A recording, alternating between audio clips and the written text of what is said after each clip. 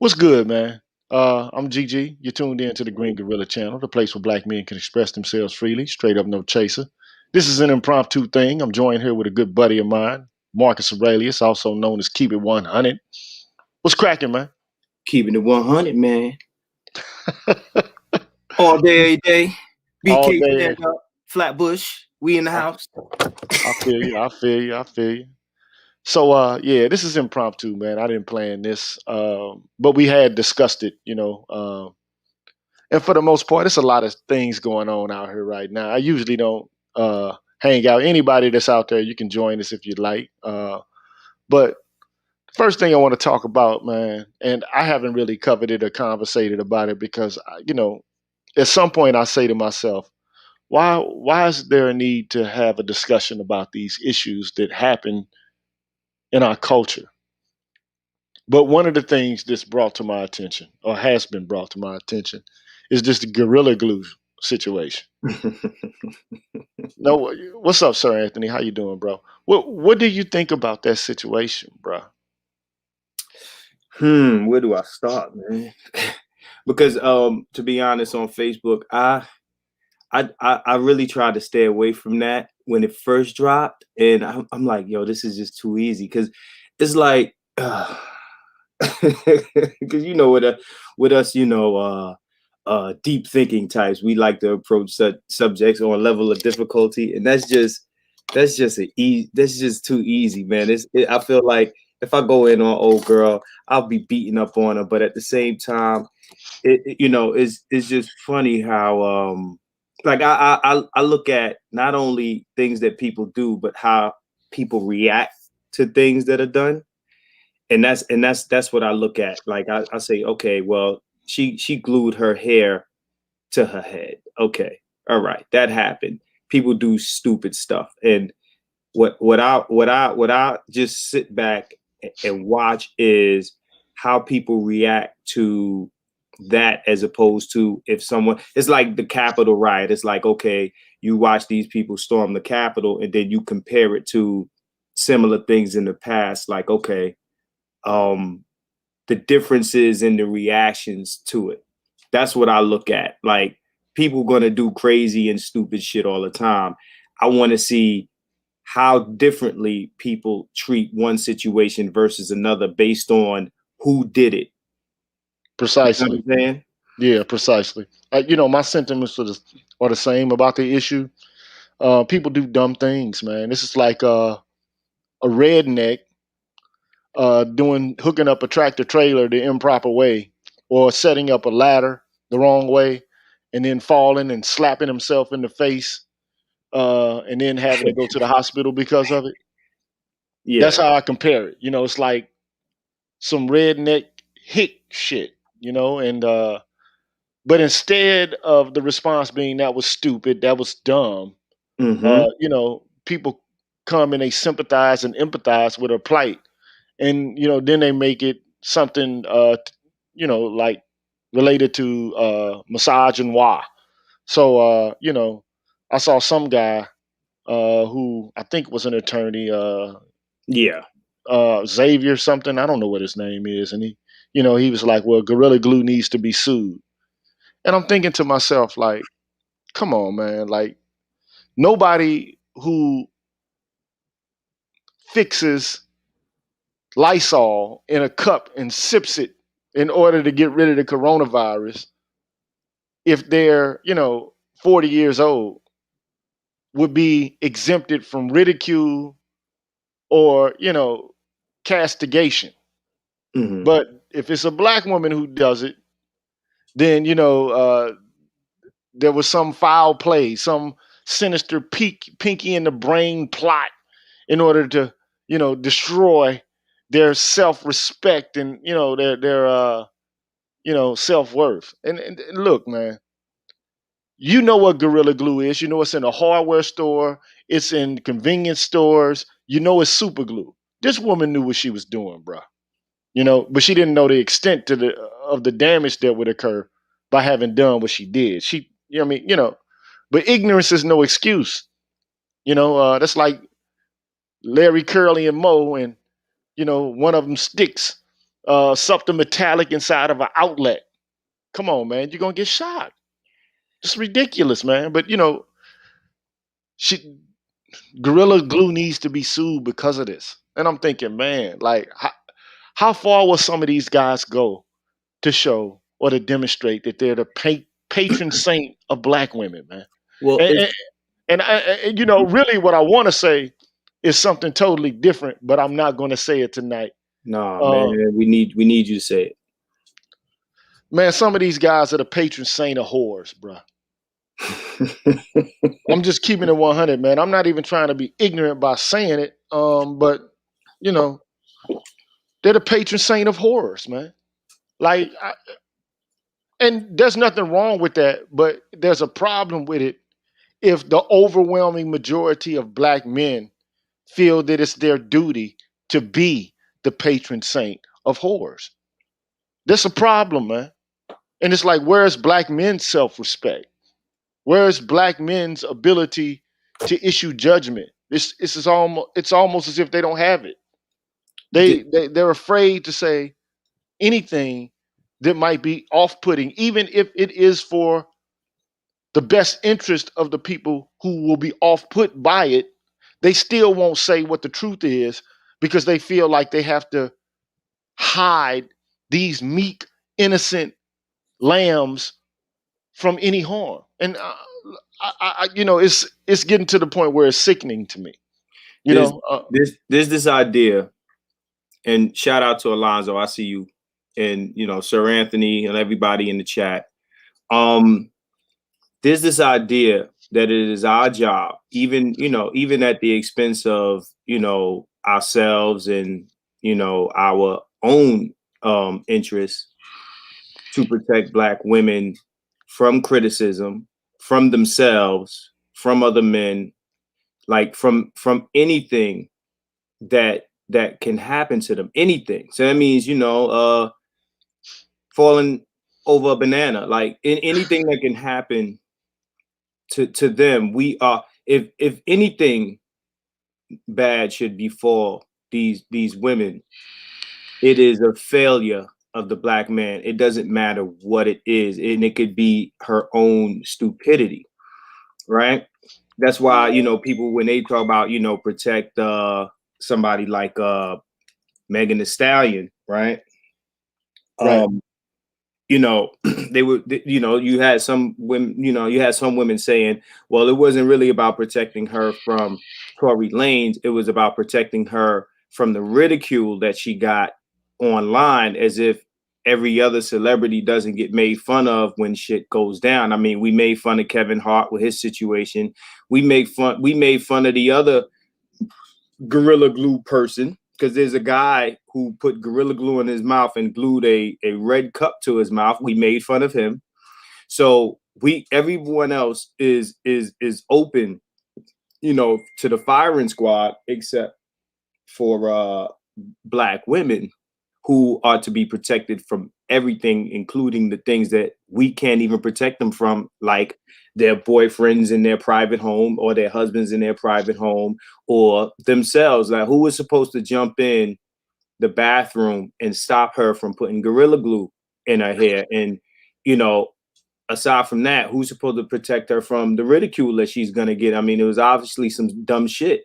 It's just like them girls down in, I think it was Texas, who jumped on the man's tables and was dancing. It's like, there's no scrutiny allowed, no accountability allowed, no criticism allowed. None of those things are allowed. And anybody that attempts to do any of these things will be, attacked, destroyed, shamed, or whatever the case may be, by these motherfuckers who seek to protect them from everything. Everything. Protect them from roaches and water bugs and all type of shit. Like, it don't matter. We protect them from oxygen.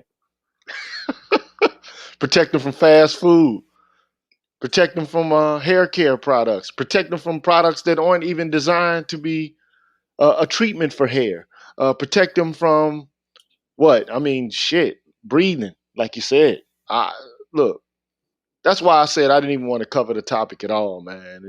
It's low hanging fruit, as far as I'm concerned. Just absolute low hanging fruit, man. But it's been talked to death in the black manosphere. Uh, and that's why I kind of stayed off the topic. The next thing, Donald Trump, man, not being impeached. Well, he was impeached, but he wasn't found guilty. I knew that was going to happen. You know, Oh, is that what happened? I'm not up on that, but I yeah, predicted that. Like, oh, so they let him go. It's done. yeah, it's a done deal. They decided that he was not guilty, and I projected that myself. Uh, in order to say that someone is inciting a riot, I mean, the evidence has to be pretty damning, and just a few harsh words or, anger or expressiveness is not enough to do that. So I already knew how that was going to wind up, and also it sets a bad precedent that, political maneuvering can be used as a weapon to punish former presidents. That you don't want to set that precedent. Um, so I kind of knew that was going to happen as well. Um, but that's just another, little topic. Like Sir Anthony says, 57 yays, 43 nays. But That's, as far as I'm concerned, that's WWF to me. yeah, It's a show. It's a show to make it look like, oh yeah, we going after them. Yeah, we won't let this fly. But in the cut, they like, they already know the outcome, but they got to put on a show for the people. As far as I'm concerned, I mean, if you ever watch House of Cards, if anybody in the chat has watched House of Cards before, then they understand that, Democrat, Republican, like everybody in government is just one big crew, doing this or that for each other, crossing party lines, hooking each other up, doing each other favors and things like that. And, it's just like the court system, and I've been, me personally, I've been, in the court system, like whether, the civil court system for years. And I understand how that works, like with the lawyers, the judges, and everybody like that. These are people that work in the court building every day. They see each other every day. They take lunch and, they have rapport with each other. So if you watch Law and Order, or if you watch Boston Legal, or any of these shows, you'll understand the dynamic that takes place between lawyers and judges. I mean, to be honest, I mean, judges were once lawyers. correct. Let's say that me and Gigi went to law school together, and then he gets a judgeship, right?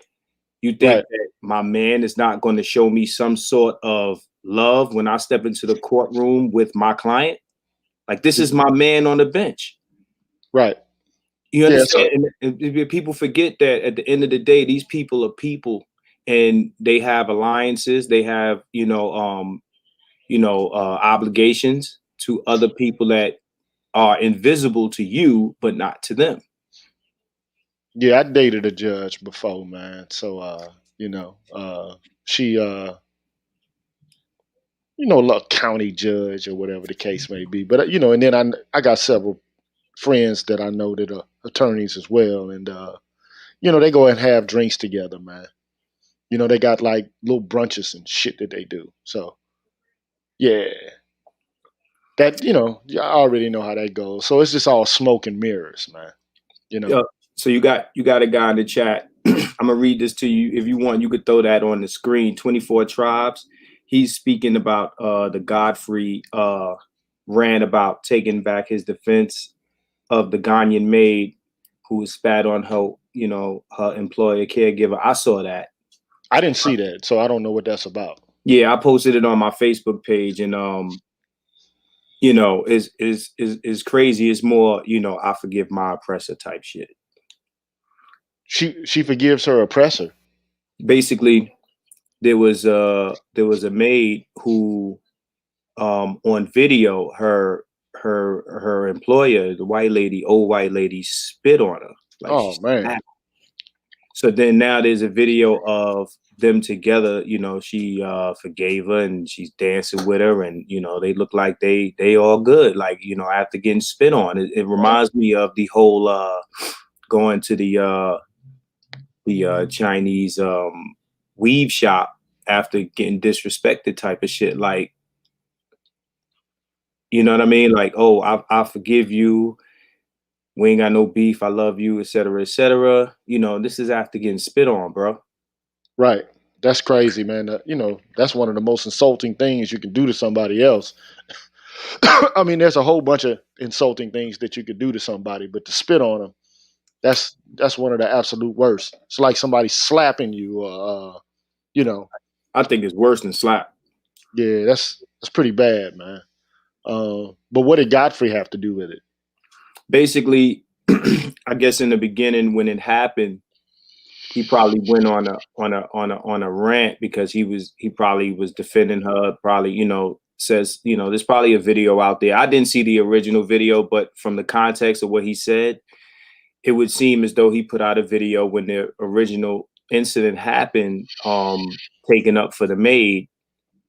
So then this video, he apologized for taking up for her. He apologized for defending her originally because it's like, imagine, what's the guy's name that got killed by the police officer in his house? What's the guy's name? Yeah, But you know what I'm talking about. So like, you remember her family hugged the cop in the courtroom, and so did the judge. So right, it's like, okay, the public is outraged at your loss, but then you forgive and you hug and you kiss the people who did you dirty. So what was the purpose of us being outraged for you to go and then, yes, Botham Jean, thank you. So what's the purpose of us being outraged if you're gonna turn around and make love to your family member's killer in the courtroom right, and publicly? right. Especially if it's a white person. But it's always that. Yeah, it's always a white person, and I have yet to see an example of the same, salvation forgiveness approach for black people, black offenders from any victim, I well, don't care who the victim is, whether it's us or it's them or whoever. I've never seen a black offender get that type of love or accommodation.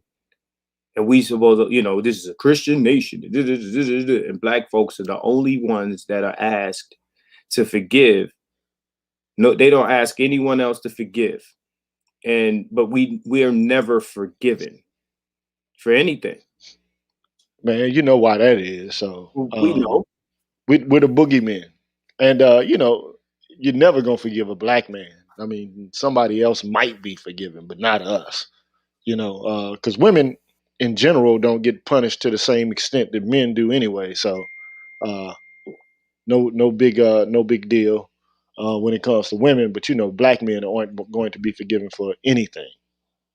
It's the maliciousness, I guess, that the inherent evil uh, that we possess. I guess. I guess that's the assumption. You know what I'm saying? Yeah. So, next topic, man. I wanted to get to, the issue related to this thing I'm trying to get going, man. This damn documentary, bruh. Yes, sir. Let's talk about it. And I didn't know you were not aware of it. I didn't know that you did not know about it, or that I had initiated the campaign, or that I started the process of getting that going. I had no idea that you didn't know about that. I knew about the project because we spoke on that, but I didn't know about what you were saying, the promotions and the things like that, or what is it? It's not Indiegogo. Is it Indiegogo? Yeah, it is. It's Indiegogo. Yeah. So I just became aware, because of our recent conversations, of the Indiegogo attached to the project, the white people, the black people. And I remember, when you first showed me the trailer. Yeah. Before you dropped it, I was hyped then as I'm hyped now. I think that that's going, make some noise, man, it's gonna blow the lid off of shit. And you know, it's always like that before you drop something, right? It's like you Right. got to think about everybody who's had a hit record or the movie went crazy or whatever. Like when you're creating something, you never think like, yo, this shit gonna go through the roof, right? Now, I don't know how you feel about it, but to me, that's something that's will go through the roof. And I think that, and I'm gonna talk directly to the chat. I'm gonna talk directly to the chat. If y'all want to see this shit, man, and I think that this shit could make a lot of noise and ruffle a lot of feathers and kind of change, you know, a lot of, there's a lot of people out there that are you know, being led by incorrect information. Now, there's people out there that, you know, it's their job to, you know, make us look crazy. Is they're invested in the negative images of black men, straight black men. But then Right. there are people who are on the fence who they only believe what they believe because they've been misinformed. And then you have the young black men, you know, even black boys who basically need something in the media to counteract the things that they're seeing, not only on television, but in movies and on the internet. They need something for their self-esteem and their pride and their sanity to tell them they are not the thing that they're being told that they are. Right. And that's why something like this is very important. You I, understand what I'm saying? Like I, it's to the point where you got these kids and these young men sitting somewhere like, yo, am I really like this? And they simp out to in an attempt to not be the thing that they're being told they are. They go to the opposite extreme, and you know, to their detriment, to not be what the world is telling them they are. right. So let me before I begin. So I guess you know a lot of people have come to me over the course of my initiation in this campaign, and one of the things that they've said is, you know, well, why is the budget so high? You know, why did you set upon $50,000 in order to make this documentary? And you know, let me share the screen, man. I'm going to explain to you why, man. You can go look online for yourself to figure it out. But can you see that? Is that something you can see? Yeah, I can see Okay. it. How to budget for a documentary production. I'm not going to go through all of this. What's the average cost of a documentary? You can start with an estimate expressed in terms of cost per finished minute of video. As a rule of thumb, let me highlight this shit. See that? Is it highlighted? Can you see it? Yeah. As a rule of thumb, a lot of producers assume that a finished corporate production or high quality YouTube video will cost about 1,000 per finished minute of footage. From there, you can extrapolate the final cost based on length. A 60-minute documentary will therefore cost 60 G's. If you're making something of higher quality, say a project that will run as a feature or that will show in theaters or festivals, you might be looking at production costs that range from 2,000 to 10,000 per finished minute. Anyway, that said, those are baseline estimates. It'll give you an approach of an idea of how much it'll cost to make it. So a public television documentary may cost several $100,000, even upwards to $1 million to make. Okay. Now, let me get rid of that. So it should be apparent. Didn't no, I didn't come up with the estimate. I didn't pull it out of my fucking anus. I didn't. You know what I'm saying? I didn't just say, oh well, you know, I'm gonna make a documentary and I'm just gonna create some ballpark figure and you know, we're gonna shoot. No, that's not what I did. It's not So, it's not mhm. the approach that I took. I took the research approach, the analytical approach.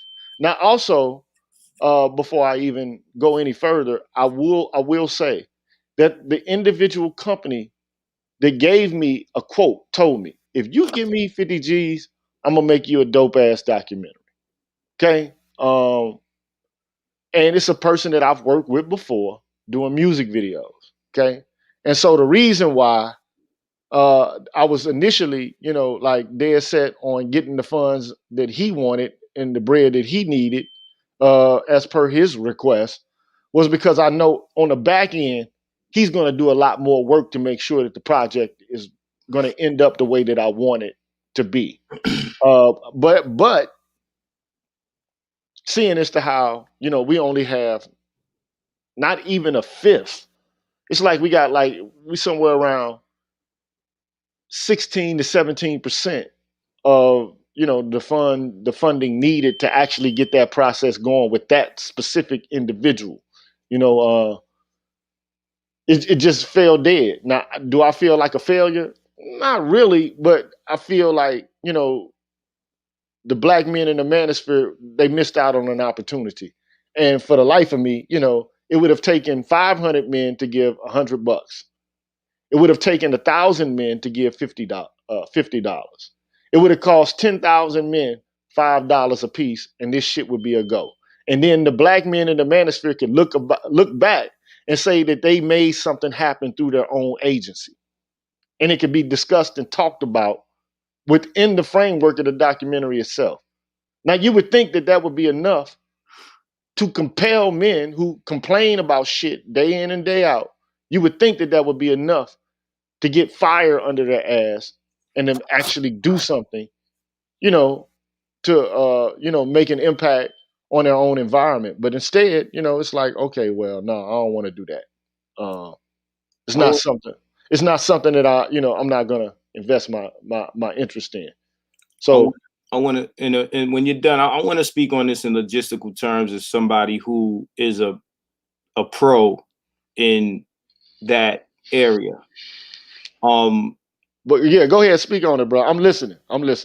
Okay, so we talking about production, whether it be video production, film production, any of that stuff. Like anybody who follows me on Facebook or Instagram knows that that's my field.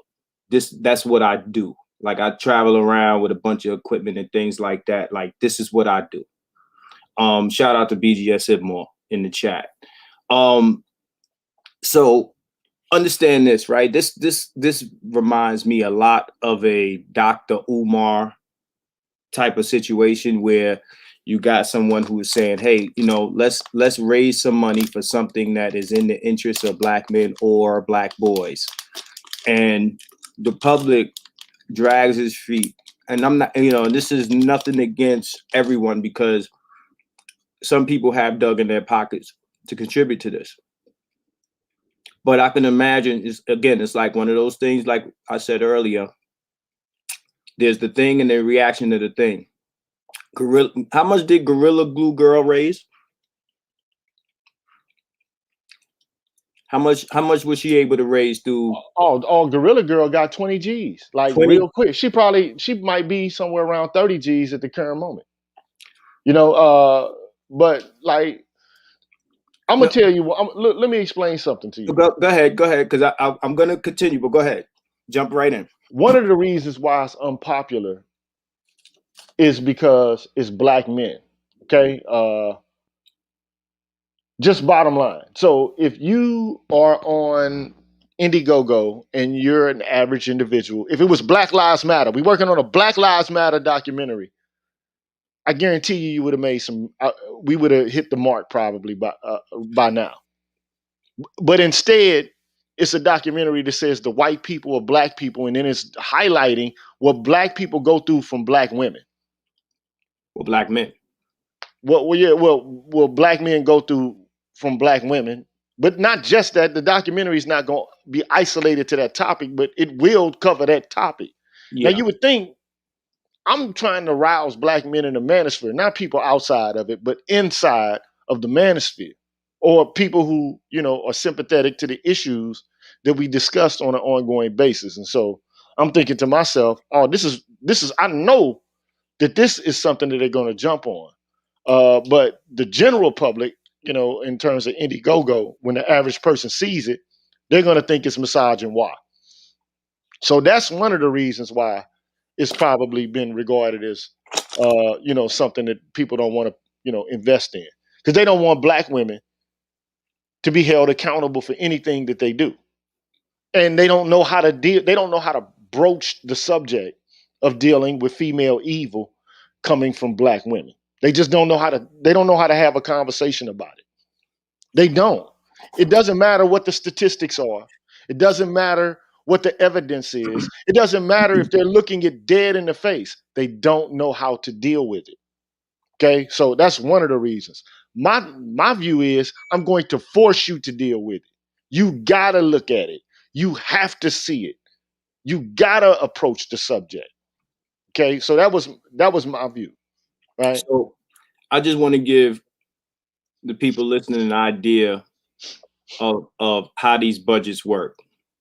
Okay, there's things that there's corners that can be cut and there's corners that cannot. Okay, everyone that we're interviewing, and I say we because we haven't said this yet, but I'm gonna say it now. I have joined my man in this project, so I will be helping him produce this project. Um, in order for this thing to happen, in order for these interviews to happen, um, you have to travel to people, and when you we're not shooting this stuff with iPhones. When you travel to people, you're either renting gear from that place or you're bringing your own. Okay, you're either traveling with gear or or you're renting from a rental house. And like I said, as someone who is a professional in this area, I'm gonna tell you these things are not inexpensive to do. All right, so I think people take for granted, especially when they want something quality. Like you're looking at documentaries, whether they be on streaming networks or this or that place, and you're seeing it, a quality product. Like again, like there was money put down, for locations, crew setups, and again, gear. Not just the traveling to the place, but then the traveling to the location and the days spent at the location per man, per hour. All of those things add up into the budget of shooting a project or producing a project like this. And then there's post-production. Like there's so many levels to what's trying to be done here. So when you see those numbers, I mean, to be honest, 50K is a low figure in respect to how these things really happen. That's a low number. Super low, and That's a low number because a lot of go ahead. no, it's a super low number. I mean, but I knew, like I'm dealing with black men, and I know the median income of black men. We could talk a good game and act like we balling out of control, but most of us are living from check to check. You know what I'm saying? Let's just be honest about this. We don't have wealth. I mean, the empirical evidence just bears this out. Okay. So, but I don't have but like 4,100 subscribers. You know what I'm saying? And so, uh, but I thought that damn, at least I can get 250 guys, to invest in the thing, even if it's $5 here or there. And then I know other people who've been in support of the project, like BGS. And you can come on here if you want to, BGS. You're definitely welcome to come and weigh in on this and to give us your thoughts and your opinions on this. But you know, my viewpoint about it has never been to cloud anybody else out of the space in the manosphere to make some big and bold move. But it was to try to focus our efforts and to do something uh, to push, a product that would speak to our issues in the belly of the beast. Because you're not going to get somebody as hard hitting as Tommy Curry, Dr. Johnson, Ronald Neal, Dennis Sperling, Cleo Monago, and other people. And I even invited men from the manosphere to be a part of this project. So And I'm just being honest. Like I'm not trying to. This ain't no cap. Somebody says this cap. This is not a prank, man. This is not a joke. who Like said that? yeah, some guy named 24 Tribes said, "Is this a joke? Is this like a cap. No. He's saying this is not a prank. This is not cap. He's also asking. He's saying, can somebody answer his question about? He asked how much more money is needed to reach the goal. He's not throwing shade. He Okay. no, Well, yeah. yeah. So, like we got like somewhere around $8,500 or $8,200, and that's a lot of money to raise, man. So, I don't know if anything like this has ever been done within the scope and the range of the Black Manosphere. Probably not. Okay, but I can say that those men who've done what they have done thus far, they do deserve a round of applause for that, man. I don't have my sound effect board tied in at the current moment, but if it was, There we go. uh, There it is, yeah, right? clap, clap, clap. I don't Clap, know. Can you hear that? clap, clap, clap. You can't hear no clap, can you? But anyway, those men deserve a round of applause, man. Mhm. So because I didn't, they did as much as they could, given their own concerns and their own interests. And I've been running the uh, the ad for the link. That's the link right there. All you got to do is go to Indiegogo and type in the white people or black people, and you'll see it all right there. You can't miss it. It's the only project entitled "The White People or Black People." So you go to Indiegogo and you see the fund, and it'll give you some options. But one of the things that I wanted to do in order to demonstrate my candidness and earnestness in fair dealing was, I was like, if we don't get all this bread, everything goes right back to the people who invested in it. Because um, I'm not the type of individual, man, who deals in shadiness. I don't do that. Okay, so and I wanted that to be apparent beforehand. I wanted that to be transparent. Like if you invest in this on this crowdfunding campaign and it doesn't become a goal, and it's low budget to begin with. It ain't like I'm able to piece off the money and promote it, which is something I would have done, but I didn't do because I didn't want it to come back and bite me in the ass. And people say, well, you took our money and there ain't nothing to show for it. No, that's not how I'm doing this. If I'm doing this, if we get the money, all the money to start or initiate the project is going to the company or whoever is going to help the project become a goal. And the rest of it will be put in escrow until the termination of the project. Then okay, you get your end money. Boom, we got a product that's ready to go. Now this guy already has a documentary on Amazon Prime. It's already out there. Okay. Um, But I then just want, I you just also want to. talking about placement, G. You talking about also placement, marketing, things like that. I mean, there's things that are not necessarily associated with the production of it that cost money. So like even when you have a finished product, Oh, you I still, know. Look, trust me. yeah, I already know this, man. But the whole point was to get it done, right? absolutely. Once it's in the can, then you could talk about how do you market it, okay? How do you promote it? And there's enough. Trust me, if it was in the can and it was a quality product, which it would be if I'm doing it, because I don't fuck with bullshit, rinky dink nigga shit. I don't do that, okay? But if it was in the can and it was the product that I wanted to see, then I wouldn't. Then we could talk about promoting, okay? And there's a whole bunch of different ways. One of the things I wanted to do was put it in a film festival. This would raise all kinds of waves, man, in a film festival if it's done appropriately. I mean, then people who are refusing to have these important and these critical conversations about black men in politics and in the academy, they would have to respond. They would have to respond to it. It would get a lot of press. And if men were involved in it in this space, then I mean, they would get press. Bottom line, it would accentuate what it is that they do here in this platform. But it's uh, it I just, maybe I'm too new in the space. I've only been here for 10 months. And so, I can't really, say that I have gravitas in the space, and I don't deal with sensationalism very much. I'm pretty uh, abstract in the way I approach issues, and I'm a philosopher, so that's how I deal with issues. And then, every now and then I'm profane, and I express myself, with street vernacular or whatever the case may be. But I'm just trying to keep a common touch here. That's all I'm trying to do, right? I'm trying to help us.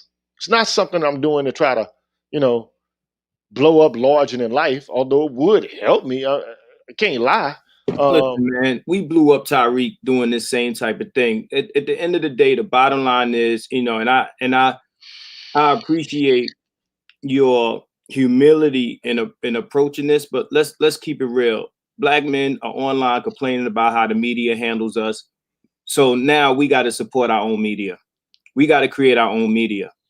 Are we gonna, like Jay-Z said, we're past kneeling. What are we gonna do? We're gonna continue to bitch and moan and say, oh, look how they said this about this guy and they didn't do it to this guy and this and that. Okay, so when do we create our own media?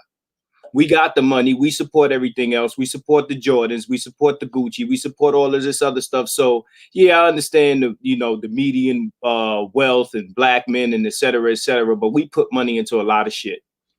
Let's face it. You know what I mean? And this if you got the numbers who say, okay, I'm gonna put in chump changes, like he said, if 100 people put in this much, or if 200 people put in this much, we talking about if you do it once a month, we reach the goal. If we do it once every 2 weeks, we reach the goal. And it's money that doesn't hurt. We ain't expecting nobody to jump out with a 20K check or nothing like that. But at the end of the day, these things add up. These small little nickels and dimes and things like that, they add up.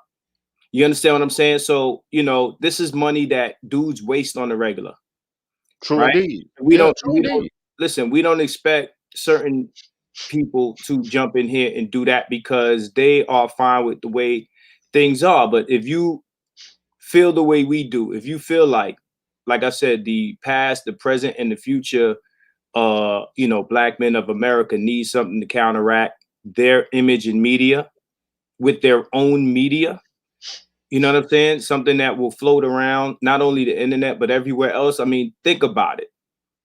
This man, this is something that when people tell you how you are inherently, like what negative traits you have, what negative,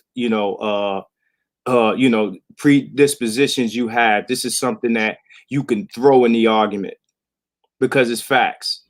Just think about every time that you maybe found an article online that disproves something that is being said about you, that's a lie. And this is what's being offered. And again, if that's important to you, we talking about chump change, and we're not saying that we gotta hit the goal tomorrow. It's progressive. You Right, understand? Like this is, right. $10 a week or $20 a week or something like that, something that you ain't gonna miss, something that you would spend at the club on a drink or two. You understand what I'm saying? Like it adds up over time and we can get rolling. Money burn, like when you do these productions, you burn through money real fast. And it be stuff that you can't get around. There's stuff that can be got around and there's stuff that cannot. And again, like, I'm somebody who's done this before. So I know how much stuff costs. I know what's in the budget that is not a variable. I know what's in the budget that's not something that you can exclude because these are logistics. These are logistical expenses. Logistical.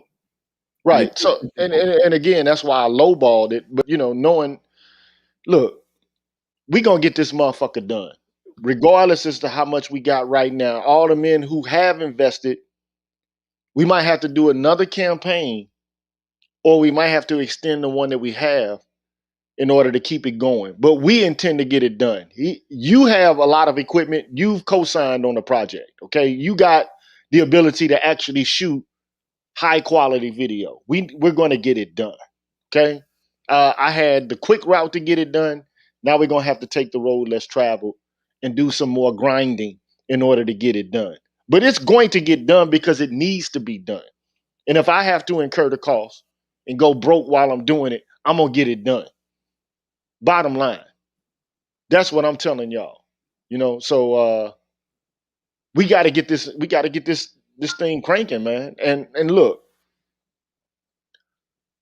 anybody who wants to participate, man, on a creative level, or even if you want to chime in, because you're part of the Black Manosphere, you're welcome to do so. And you always have been. All I did was I followed orders. I asked one of the people who supported me and endorsed me, BGS, who to ask. And I asked those individuals. Or, I followed protocol. I did what I was supposed to do. Okay.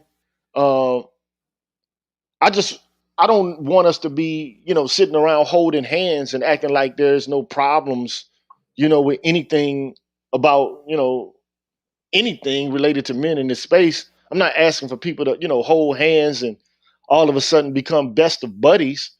But I am saying, like, let's exercise some male agency.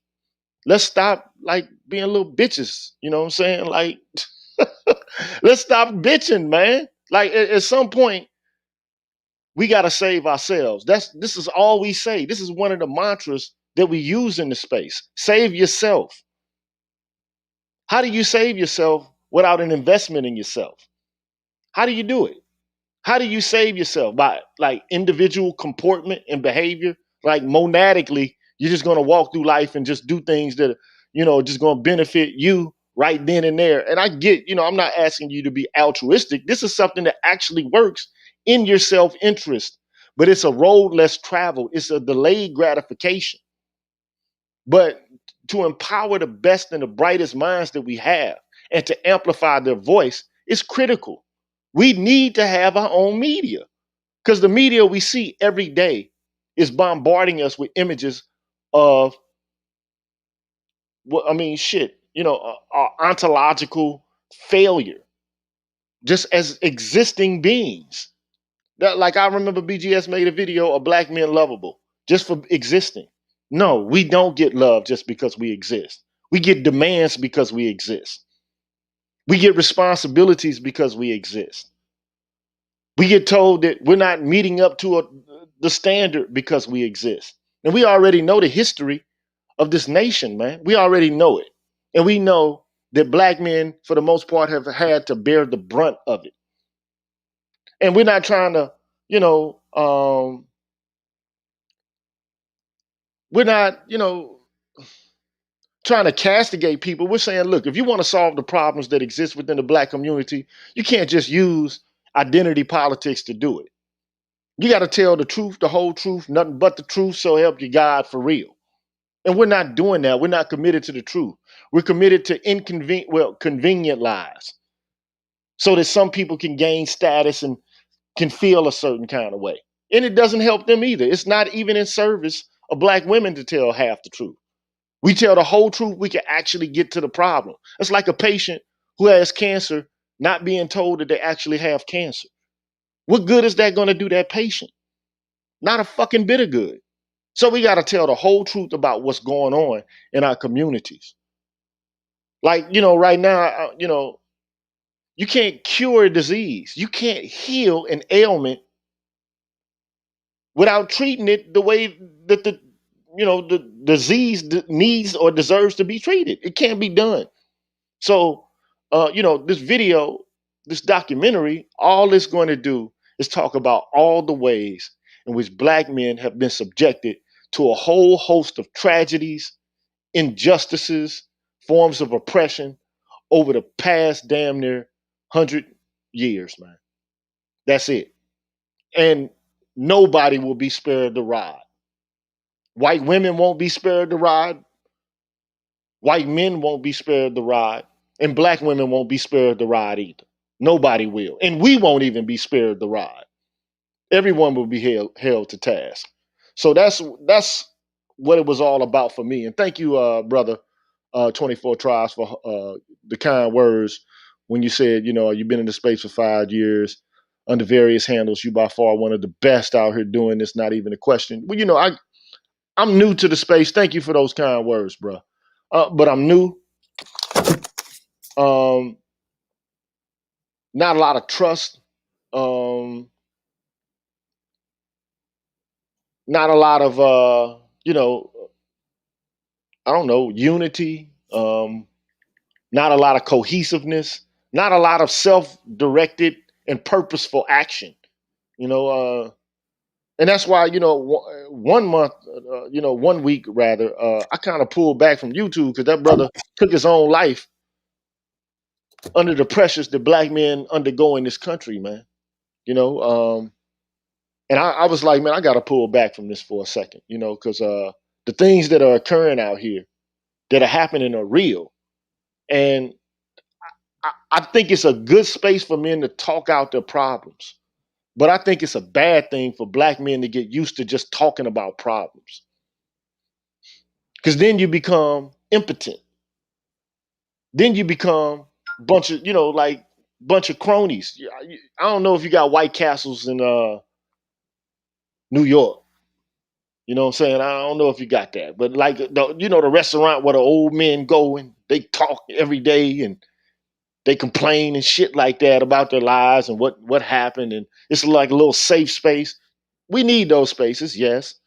But we also need spaces where we get down and dirty and we get our, fingers deep in the mud and we pull something out and form it like clay in order to, exercise autonomy over our lives. That's my viewpoint, man. Like I just don't want to be involved with just crying and bitching and talking about one event to the next event because there will be series of events. It'll never stop, man. This is endless, man. Like every day there's going to be an event of black male death or black man getting fucked over or black woman saying that she deserves something that like somebody who's in a fantasy novel would deserve. I mean, you'll never ever get past that, man. This is the thing. It's like, if we're gonna complain, and my main point is this, and it'll continue to be this. If we're gonna complain about mainstream media and how we're handled in mainstream media, it's like living in someone else's house. If you don't like the rules, and get your own house. You have to build your own and then create the rules for that, and then in your house you will favor yourself. Just period, point blank. You could tell the truth about you, or move the way you want in your house. And the problem in the past is it's not like it's the first time it's been done. Anytime we create a black space, we invite others in, and it's never really been about our agenda. Soul Train Awards, you could be Macklemore and win Best Rapper of the Year or some shit like that. You understand? Is This is why it gets to the point where you got other groups of people or other, cultures that laugh at us because we bitch and we moan and we complain and this and that. And then when it's time to make a move, we don't make the moves that benefit us. We make the moves that benefit the same people that we're saying is doing us dirty. The same people, the same groups of people, the same you know, demographics and things like that. We support the people who are, on our throats. So how can you really complain? It's like a Tina Turner, Ike Turner, battered wife situation. It's like if we're gonna do the what they call it, Stockholm syndrome shit, then let's throw in the towel now. Let's just say fuck it. You know what? Let Fox News and all these other, Fox Souls and this that and and the other just dog us out, and fuck bitching about it. Fuck complaining about, oh, we getting done dirty. Again, it's like the woman who's like, oh, he beating me. Well, why don't you do this or do that or leave or whatever? And it's like, yo, we just right here taking the punishment. It's like, okay, well, put your money where your mouth is, right? You saying, okay, well, this corporation don't allow you in there without following you around. You can't go in Starbucks without getting thrown out. You can't sit up in the Waffle House without getting thrown on the ground. Like all these situations that we get in, and then we fight to get back in these places and support them, which is crazy for me. It's like, again, like homie pointed out, the situation with the woman from Ghana and uh her employer. Oh, we forgive you. Just like us. Just let us back in. And hopefully one day you'll feel bad for us enough to speak about us in equal light as you praise yourself and other demographics. It's not happening. So it has to get to a point where you create your own, and then you put out positive images on your own. You get somebody like Nate Parker put out a movie and everybody turns their back on it. It's like anytime you have guys who embark on missions to put out Black media that shows a different side of things, we turn our back on it, but then we go to see The Maid and The Butler and 7 Years a Slave and all this other shit. We support the thing in Medea. We support the thing that makes us out here looking bad. It's like the women who support Tiffany Haddish and every other ratchet in the media. So I'm calling Black men out. We're doing the same things that women are doing. Women are saying that they don't want to be looked at a certain way, but they support Cardi B, Megan Thee Stallion, Tiffany Haddish, and all this other shit that makes them look crazy. And here we are refusing to support the thing that's going to make us look like what we really are. It's only a small percentage of Black men that actually fit the image of what's being promoted as a norm. As a norm. And you've heard me on YouTube and other places criticize that, that small percentage of men, but these men are being promoted as the norm, and the main ones doing it is our own women. They are putting out to the world from the hood that these guys make up the typical Black man in America. So what do you want to do to affect that? If you want to continue just, we're going to bring awareness, we're going to do this. No, at this point, it's time to move past that. It's time. We're past kneeling. Like Hove said, we're past kneeling. Yeah, that's my sentiment. Like I like to do things, man. I like to be creative. And it's cool to create YouTube videos. That's cool. And I'm gonna continue to do it. Okay. Uh, but I like to think that I could walk and chew bubble gum. I can do more than one thing. I don't have to just be a one trick pony. I can do, I can juggle. I can multitask. I don't have to just do one thing. So, and if we don't begin to control our image, that's why I did those videos on anti-black misandry in the media, to give you some sort of indication about the kind of images out there that people are willing to actually invest in. And typically, man, those images or images that carry negative associations, which are exaggerated. And that's why I went to the great lengths to do that. Okay. Uh, Either with thugs, with dealing dope. And we do deal dope, but so does everybody else. There's no demographic on this planet that doesn't use or do drugs in some shape or form or the other. From the Chinese, that's where the opium comes from, okay, to Italians, cocaine, or Colombians, or Mexicans, Latinos, whatever you want to call them, motherfucker. Okay? There's nobody out here who doesn't do some shit that's derogatory in terms of, reality.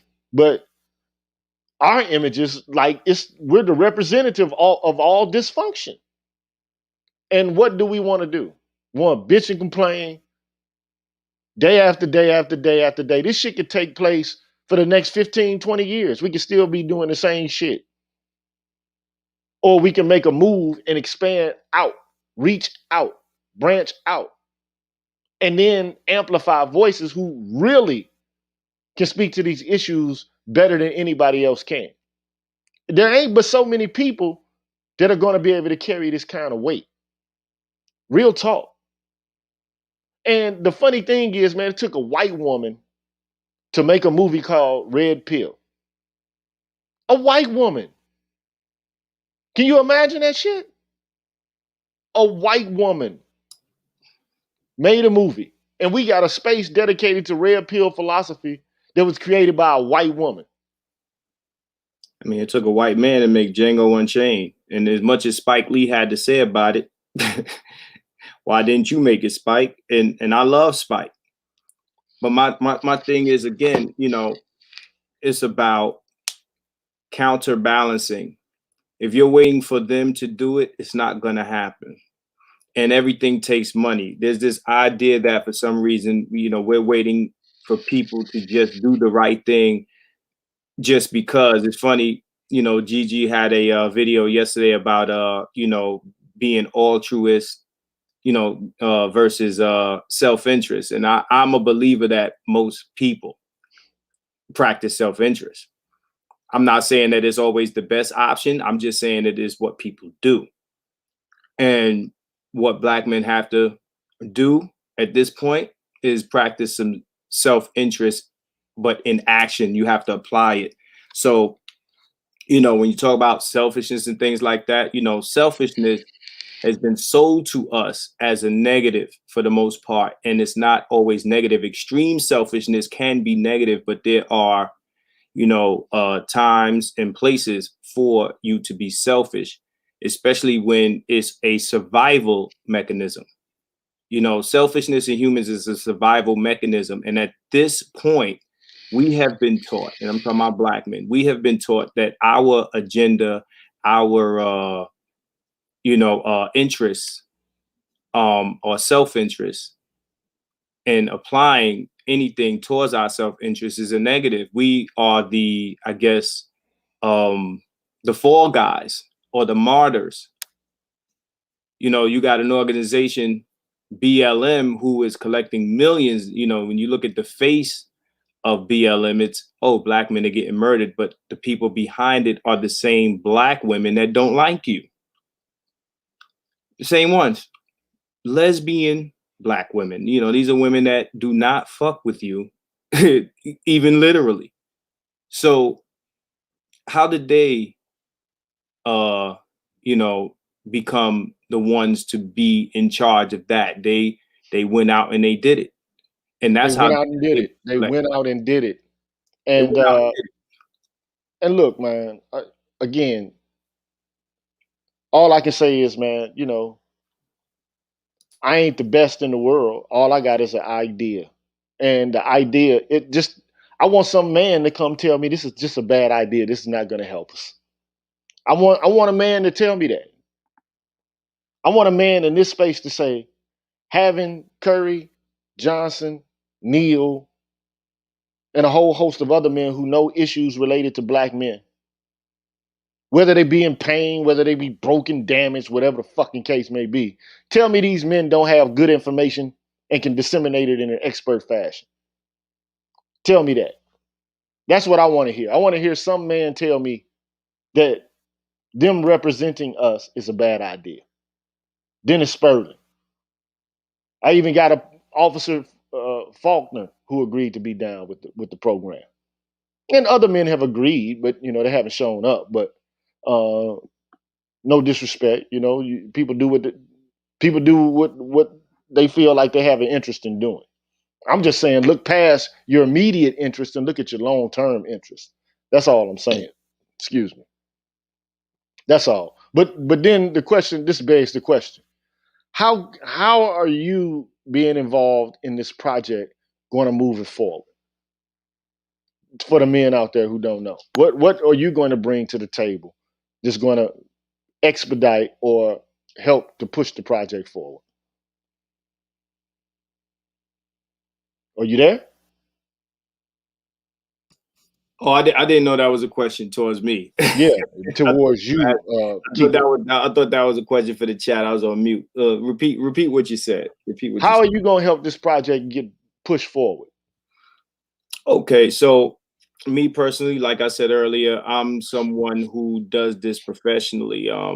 You know, I've been hype about it since I seen the first trailer. Um, and I plan to be hands-on involved.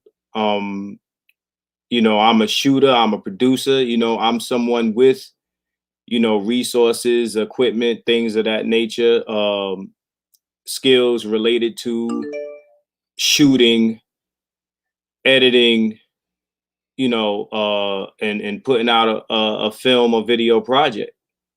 This is right in the realm of what I do. So I'm putting myself on the project, not as a not as someone who is getting paid by the hour or the minute or anything like that. Like I plan to jump in as exec producer or whatever title, but I will be likely the one hopping on those flights and interview, not interviewing or maybe interviewing these people, but I will be the one pointing the camera at these people.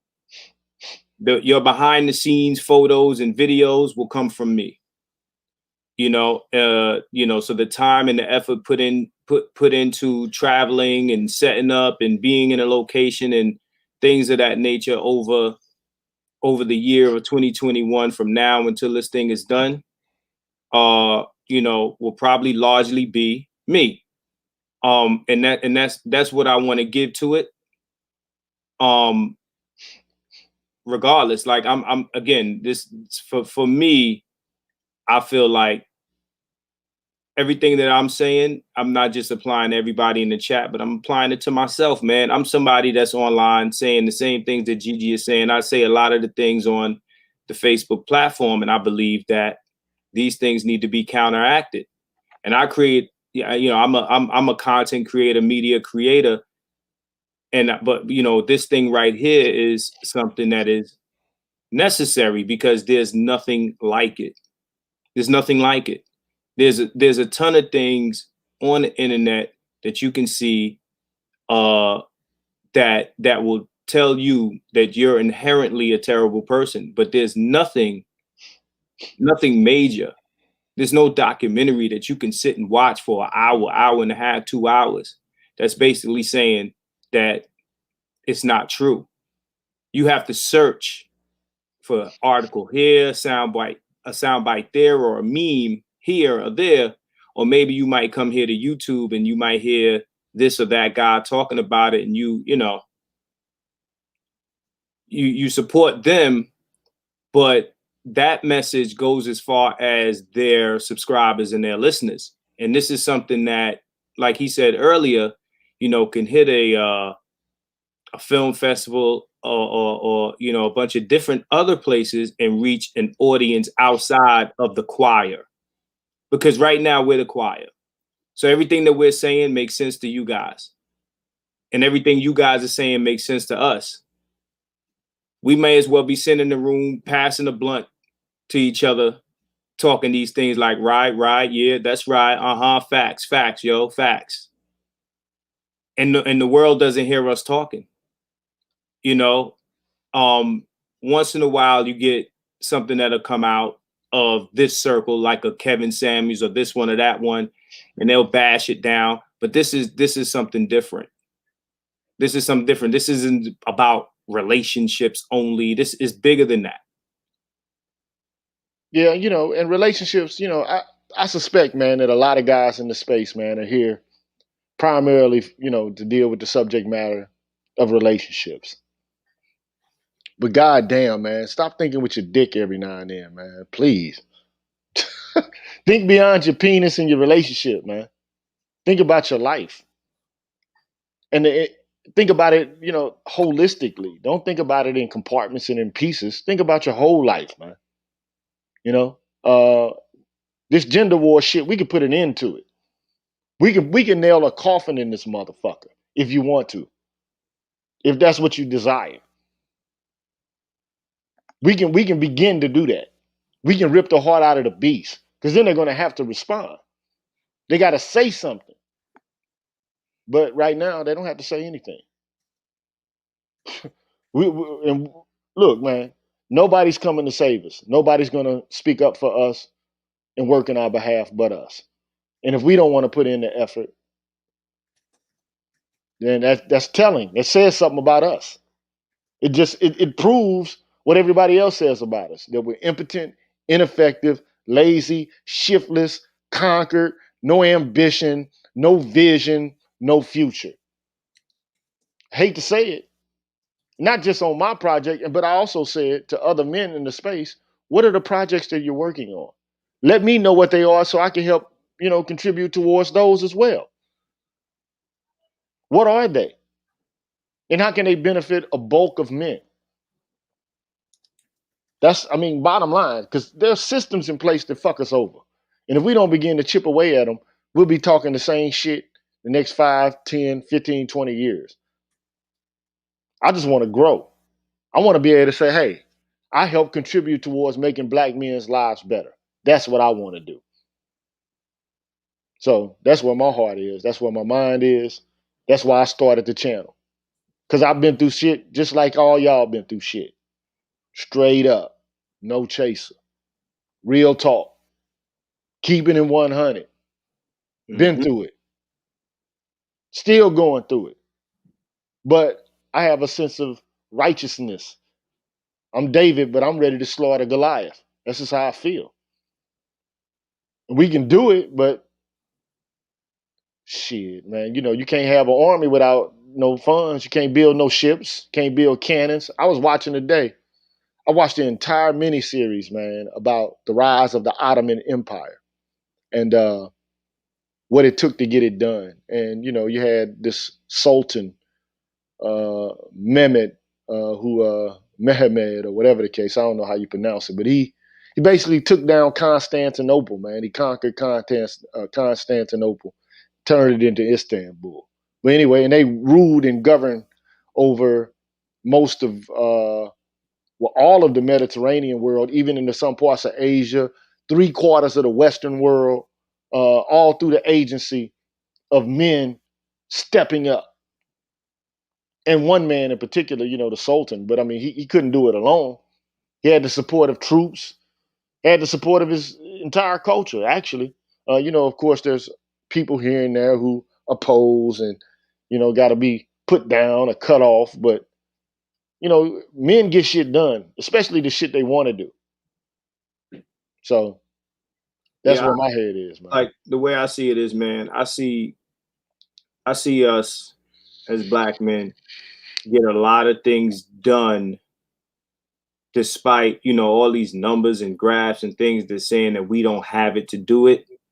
Things that are of no long-term benefit to us, but just, of short-term benefit as far as, social currency. All right. So I hear what you're saying. My approach is a little different when it comes to that. I think that we have it to do.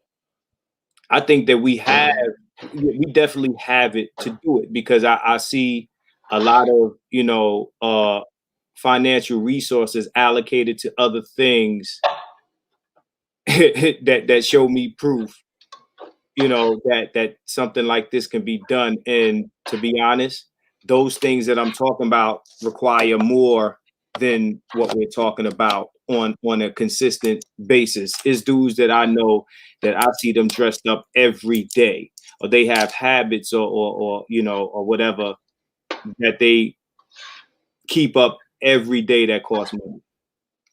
So we have it to do. If we have the numbers, then we have it to do because the more of us there are, the less each person has to give. It's like a chain or, it's like ants, ants. But I will say this to the credit of the men who Yeah. have kicked down. They are serious, man. These guys are serious. And it is no small accomplishment to, get 8 G's donated within a 6-month period. No, But absolutely.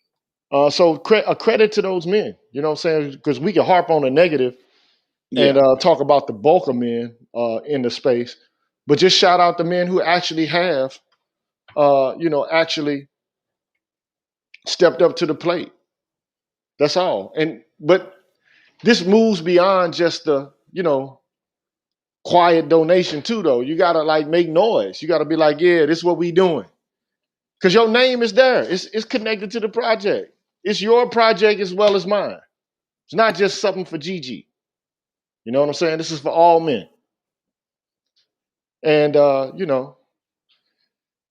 we gotta have our own media. We gotta tell our own stories. We gotta create our own narratives. Nobody's gonna do it for us. So, let's get it cracking, man. Let's get it cracking and popping. What support we have, we're gonna roll with. Bottom line. And I'm not a defeatist. I don't believe in quitting. So whatever happens, man, something, I come across a trouble, I'm gonna meet it squarely face to face, bro. Bottom line. That's how I get down. So, So question now, the current campaign that's up, can that be extended? Like what must be done at this point? well, as far as I'm concerned, if the money is not all garnered within about 14 days or so, all that money is going to go back to the people who've contributed. Now, I could ask for an extension, but I think that would be insulting to the men who've actually put the money into the project. That's just my feelings on it. Okay. Now, if we create another project, we'll downscale it a bit and deal with it because we're doing it, and we don't have this big company doing it. We could kind of figure out a different way to approach the matter and to ask for funding as it is needed. But we gotta get this thing done, man. So there's no But you got to think these people signed a contract when they became part of a contract when they donated. Okay? No, I understand that. What I'm saying is, when you do Indiegogos, is there like a requirement that you have to put like an end date? Yeah, it's like if you don't get it in 60 days, it's a wrap. Oh, that's the number, 60 days all the time? Yeah, 60 days. It's I thought you could push it back. Like, let's say when you begin in the campaign, let's say you can give yourself 6 months or something like that. Yeah. No. It's like if you don't accomplish the goal, that means that there's no interest in your project. Listen, let's pretend that this is the little girl in the well, or the Gorilla Glue girl, or whatever other. I remember seeing some ridiculous GoFundMe's and Indiegogo. Let's pretend this is one of those, man. I mean, there's so many things that I've seen garner sympathies and emotional responses from people. I mean, when cops shoot us in the back, man, they get millions. They get millions. Like, and of course, we can go into, well, these people have disposable incomes and things like that. Well, there's a certain amount of money that we have disposable because we dispose of it, right? And this is, we ain't even talking about millions here. We talking about a small amount of money, man. Gorilla Glue girl got halfway. Like, she could shoot her documentary now. That's crazy though. And look, man, this woman put fucking super glue in her hair. And I guarantee you half of the motherfuckers that did that shit was black men. Guarantee you. I'd say more than half. I guarantee you that, bro. I would say not only that, but celebrities and things like that. I mean, even LeBron James helped a little white boy who was getting bullied in school, even though he was getting bullied because he was saying racist shit out his mouth. And it's just crazy. All of the things that are higher on the list than us, even for us. And that's the odd thing about it. The time for talk is done. Again, like, is asked, oh, Marcus, what are you doing? I already picture myself going through TSA, walking down them jet bridges. I travel a lot already because of projects like this. I travel a lot already. I just got back here from LA. I'm supposed to be in New York before the end of the month, trying to wait the snow out. But like, it might sound glorious, but let me tell you, like, flying everywhere, the process of carrying bags and going through security and checking bags and things like that, if you've done it enough times, it's not the shit you think it is. and I'm ready to do it for this. I'm ready to, contribute a great amount of my time for this effort and carrying heavy equipment, all of that shit. I don't need to be J-Lo with it. I don't need to hire like 18 assistants to carry my bags. I'll get it done. But again, logistically, there's just certain things that there's no way around. You got to check bags. You got to get on the plane. You need a cab from the airport. You need a place to set up. You need a place to shoot. I got to get the guys down to the location that I'm going to be interviewing them at. Like, it's just so many logistics that are involved, and again, like, we need you people, like, straight up. And look, I'll do all that I can. I'll sweat, you know what I'm saying? I'll work, whatever. I'll put the time into it, the effort into it, man. We need the crew, man.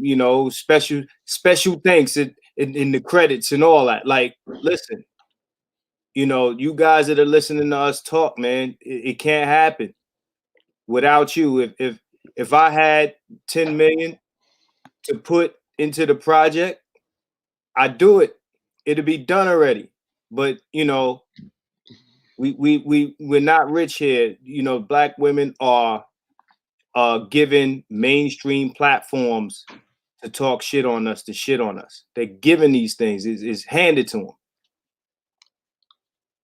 we got to create our own lane, man. We got to create our own lane. And the Black Manosphere is a lane. I ain't gonna lie.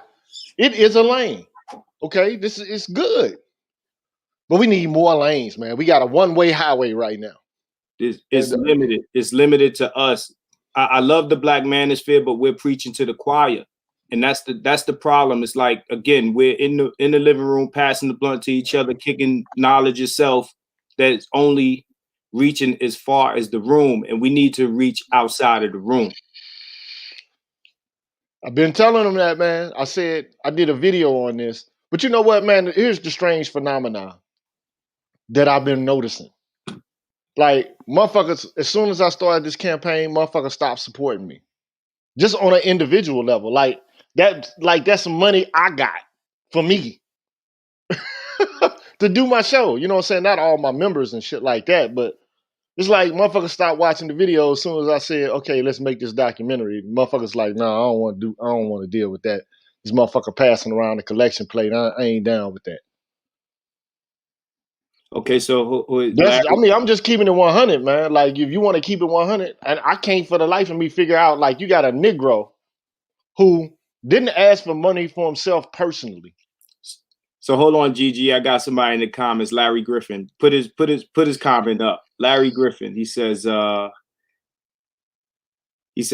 recording gonna hold you to it. So I'm gonna hold you to a donation, bro. Hold on, it says, oh, okay. I thought you was talking about He said, your life or your child's life could depend on this documentary. No, is that one, and it's the one you just had up. He said he's holding me to my contributions, right? Hey, look. And Bro, Derry Span says, where's the link to the donation page?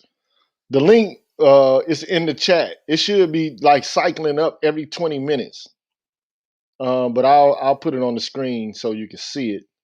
It's all you got to do is go to Indiegogo, and the campaign is the white people of black people, and it's at the following link. Yeah, the link has been posted. Yeah, Mr. Griffin, I got you, but I'm gonna do my part, do your part. Like I said, it'd be nothing for me to keep everyone updated with the progress of what we're doing. So this is not about you put money on the project and then as time is going by, there's no updates and you're not seeing what's happening and things like that. This isn't the Dr. Umar shit. This is, you're going to see us in production. We're going to be keeping it moving, all of those things, and we're going to keep you updated. So at the end of the day, again, I'm here. I'm putting my hand in it. So I want to see your hand in it, Mr. Griffin. So what we'll do is, I man, know it's like, shade. I'm just saying. I take your challenge and I'm reissuing it back to you. for That's all. sure, for sure. And look, thank you for all the men who supported it, even if they couldn't give, who supported in name or whatever the case may be, who supported in spirit. I appreciate you all. You know, but the way I look at it, man, if we do one, we could do another one, and another one, and another one. And we can create short stories and films for ourselves. We don't have to stop. Somebody got to do it. We already are creative. Why are we going to stop? For what? We need this content, man. You know we need it. Everybody knows we need it. And we need it in different ways in a variety of forms, right? I'm just saying I want to I want to punch the beast in the gut. And I know just the men to do it. Who can do it the best? And they've already signed on. All we need to do is get them shot and edit and be able to travel and get it done the way it's supposed to. It requires resources. So if I had the resources myself, if I had the 50 G's or whatever it took to get the old boy going, he'd already had it. Bottom line, he would already had it. But I don't. I'm not rich myself. You know what I'm saying? I'm not just sitting on cash and cash and cash and cash and cash. I'm not. So, well, some others may be, I'm not. Now, there's some things about money and there's some things that are not. This is about principle, as far as I'm concerned. Now, can it make some cash? Maybe. But typically, documentaries can make money, but typically they don't, man, make a lot of cash. But they have a deep impact if they're done the right way. Bottom line. It's a passion project. Yeah, it's a project, it's a political project. It's both. You It's know a what I mean? it's passion. My passion is behind my politics. And my politics is to look after the interests of people like myself. Period.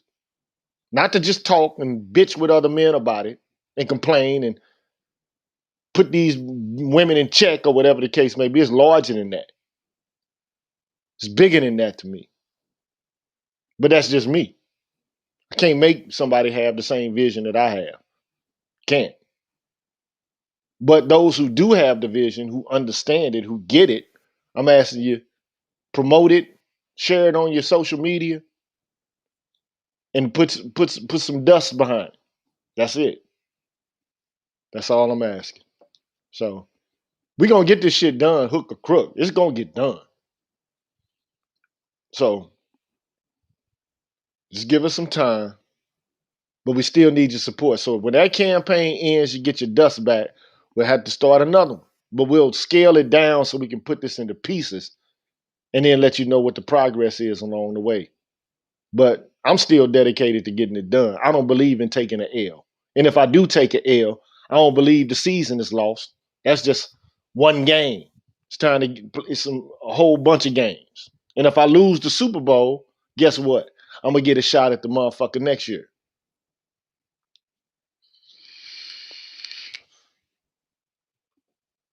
And it ain't too late for all the content creators out there to actually promote it themselves and to put some effort and energy behind it. Fuck my personality, whether you like me or what I sound like or talk like, or whether you like the Green Gorilla channel.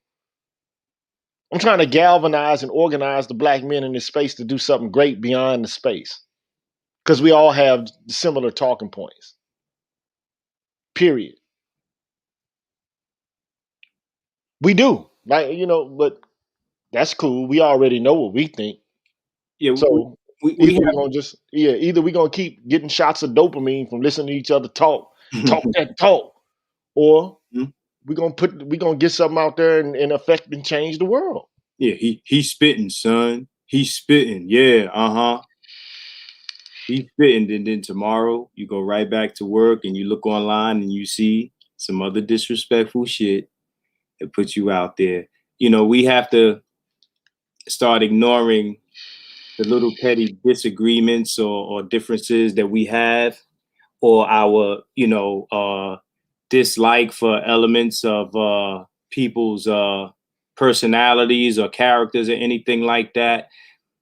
You know, the Republicans didn't like Trump in the beginning when he was running. He's not the guy that they wanted, but they had to rock with him because he won them the House. No disrespect taken, bro. Not at all. And thank you, Derry Span, for your contribution to the project. Appreciate that. Yeah, no disrespect taken, man. Again, we're bigger than small things, man. You said I'm gonna hold you to it. Like, that's what we need to do. We need to hold each other to account for not only the things we say, but like at the end of the day, like if we're gonna again have an issue, if we're gonna express an issue, then we got to do something about the issue, and we got to hold each other to connecting with each other to do something about that issue. So again, we got to move past being offended. We got to move past emotion. We got to move past, oh, I don't like him, or I don't like his personality, the way he talked, the way his voice sounds, and this, that, and the third. And it got to be a bigger issue than that. And we look for more reasons to disqualify, discredit each other, or to say why we don't want to support something than we do looking for reasons to do so. Let me just address this Derry Span. He says I would recommend smaller increments of $5 and $20 for those who can't invest as much. And anybody you can invest $1 to the campaign if you so desire. There's It nothing adds up. forcing you. Yeah, there's nothing forcing anyone to only invest $100. Those are just perks. So I don't know what you're seeing when you go to Indiegogo. You do not have to donate $100. You Under, don't. Understand this: $20 a week is $100 a month, and $100 a month from 100 individuals is $1,000.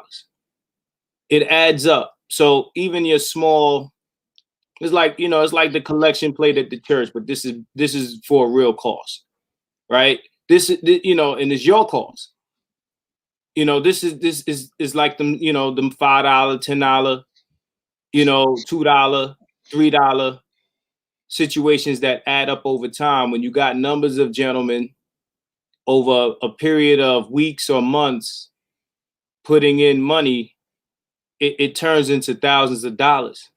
Don't underestimate the power of the small donation. Exactly. It's real. It's real. I've seen it. Like, man, I know it's guys out here, man. Like, I only got 4,000 subscribers, but if I got 4,000 subscribers to just give $5, how much Yeah, money is that, man? that's 20 G's. That's 20 G's, man. $5 that $5. you will not miss $5. I promise you. I don't care what your income level is. If you're sitting here on a live stream with us and you'll miss $5, you got other things to do with your time. I don't think that anyone at any income level will miss $5. Man, I got guys, man. Look, when I've posted this shit on my you can post things on Facebook, but it's not a video. You can just post it. And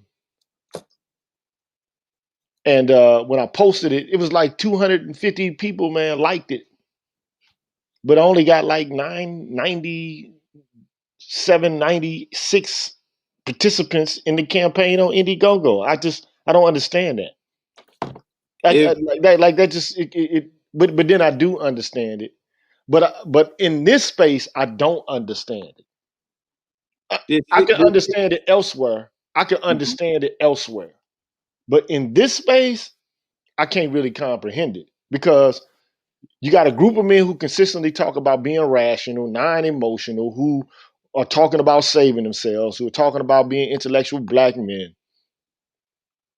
And they're resorting to habitual behavior. They're not doing anything different to change their situation other than like being stoic, which I don't have a problem with stoicism. But like stoics never become conquerors. They don't change the world. That's that's my main problem with Stoicism, if you must know. Because Stoics, I mean, you did have Marcus Aurelius, who was an emperor of Rome, I, I, I was about to jump in and say that, but go ahead, but he continue. didn't conquer. He didn't establish Rome. He was one of many in line for the throne, related to his own genetic, luck. You were born to the position. Okay, um, so ultimately, I think what Stewart is saying there is correct. A like isn't a sacrifice. But even in the context of liking people's shit, in this space, motherfuckers don't like shit. Even though they know that the people who are creating the content are speaking to issues that work to their benefit. But this is the strange world we live in, man. It's just, you Yeah, know, it's message versus messenger. precisely. Sorry for yeah, so Derry Span has a good idea, and I wanted to do that, but what I didn't want to do was to have black men in this space thinking that I'm trying to capitalize off of their investments and them not having anything to show for it. Because I could have set up the campaign in such a way that I could peck off of what was going on there and use it to push it and to advertise it everywhere. To like put it out there for more and more people to see. And one of the things I thought was going to happen, and this is just my failing. Okay, I'm gonna tell you why I failed. I failed because I overestimated interest in the project. For one, for two, um,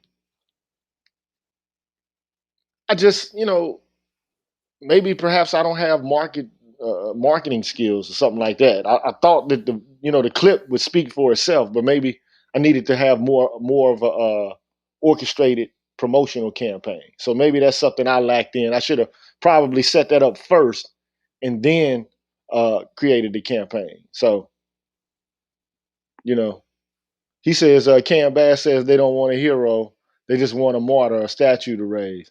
Oh wow, that's dope. Yeah, I like that. And look, Black to the Film says, black men are just poor. We're walking around acting like we aren't poor. That everything is all right. It's okay for black men to say, "Look, I'm fucked up."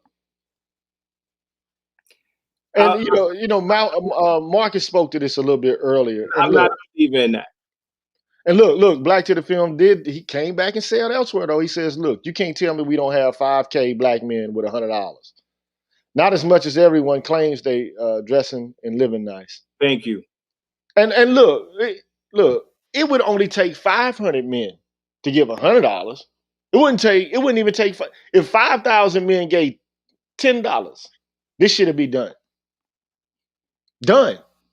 That would, I mean, low sacrifice for everybody involved. The only reason I put the executive producer, the associate producer, and the producer perks out there was because who doesn't want to see their name scrolling across the screen if they made a sizable investment? But hey, Gigi, this is essentially the prisoner's dilemma. Would you agree? It is. It's the prisoner's dilemma. You know what I'm saying? Why not just sit back and do nothing and reap all the benefits? But it's also free riding.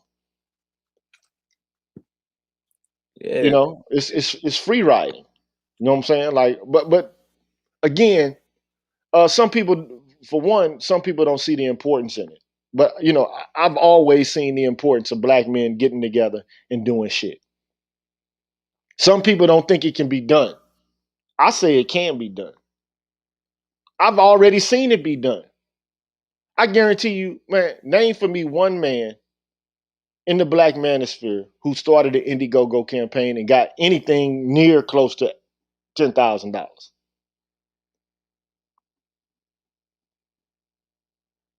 I'll wait. See what I think it is I think that most of the people in here see the importance of this or they wouldn't be here. I think that we have this thing where we're waiting for the other guy to do it. David Smith says most people don't see this as the investment it is. in all of us black men. We as black men need to fight for mind space and promote our image. That's precisely what we have to do. We got to do that. We have to do that. Display name says I give my money on Cash App. Look, a brother sent some money to me personally on Cash App, and I put it right into the documentary. I didn't put it. Now, if you say, "Gigi, this for you. Thank you for your show. Thank you for what you said. Thank you, for your personal commitment to keeping the show up every day," then I'll keep that money for myself. But if you say, "This is for this documentary," I'm gonna give that money to the documentary. Period. I'm not gonna give it to myself. Shout out to Brian McMurray, man. Derry Span says, Brian McMurray referred me to your channel. Thank you, Brian McMurray, and thank you, Derry Span, for spending some time coming here. I appreciate that. But and any men, if you want to come and ask any hard questions about it, feel free to do so. And thank you, Rasheed Barnes, for the donation, brother. Appreciate that. You've been a supporter. I see you. You one of the ones that dedicated some cash and some funds to the documentary. I appreciate that, bro. And he gave over $100. I think he might have invested in it twice. So I mean, there's one guy who invested 1,000. There's one guy who invested 1,000 and took it back. There's one guy who invested 500. So there are some people out there who are willing to put their money where their mouth is. Now, if 50 men gave 1,000, then that would be shit. That's 50,000. If 100 men gave $500, you know what I'm saying? That would be it'll be there. 1,000 men gave $50, we'll be there. But I understand though, man. Like people don't believe it, and then why give this nigga why entrust him with so much money? I guess that's the I guess I don't know, man. But why invest in any crowdfunding campaign? At least you know me. At least you know people that know me. Listen, the funny thing is the same things that are being promoted about black men is the same things that we're actually fighting against, trying to collect money from black men. The idea is that you can't trust us. We are here to take advantage of you, steal your money. That's what plagued Umar and any other black man that has tried to raise money for any black male purpose, is that we are infected by the same lies in media that are affecting us, externally, that are infecting other people that act towards us or against us. We are infected by those same lies. Whether you're in the manosphere or not, it's subconscious. We are moving with the infections from mainstream media of our own image, and people they fight that, but we look at ourselves the same way as other people are looking at us while trying to fight the image. Is crazy, but it's real. We got somebody who's coming on the stream. This person is a woman's red pill. That's all I can see. Welcome to the show. What's going on? How are you? Hey brothers, how are you doing? Hey, how are you, man? Yeah, not too bad. Just been listening in, and I wanted to chime in a few things. Yeah, go ahead, man. Yeah, so actually, I've been a student of Marcus Aurelius since I was 9, and this happened intuitively, so I didn't even know who he was or his readings. But what I realized is that in life, you're going to be presented with things that you are either unprepared for, uncomfortable towards, or simply not able to contend with at any one point, right? So I was dealing with a father that was alcoholic. We were poor. We had a difficult situation to overcome. So I had a choice. Am I going to simply go down the whole victim narrative in this whole situation, or am I going to go down the whole power narrative, which is accept that these things happened, that he is unable to provide for us, that this is an uncomfortable situation, and then make the best out of what I have. And what I did is I did the latter. I decided to be the best version of myself despite the difficulties that I was under. And this gave me so much power because I was able to live life, move forward, and not be held back by any beliefs that were centered by anyone else. And I believe that if more brothers are able to understand this about life, not projecting what they wish was, you can project and say, okay, I wish the world is more fair towards black men or black women or whatever. And then you go out and make it a reality. That's perfectly fine. But if you're just wishing and yet you're not doing anything towards it, it actually puts you at a disadvantage because your mind is now corrupted. You're focusing on a hope strategy without action. True indeed. True. Look, I'm in agreement with that. So, I study for philosophy, and Stoicism was basically started by Zeno of Citium. Okay, and he was shipwrecked. So this is a man who, had a business, and the ability for him to do business was destroyed by a shipwreck. Just imagine that. Everything you work for, everything you put your investment in, all goes down the drain. And Right. so the first thing that this guy does after being shipwrecked is he walks into a bookstore.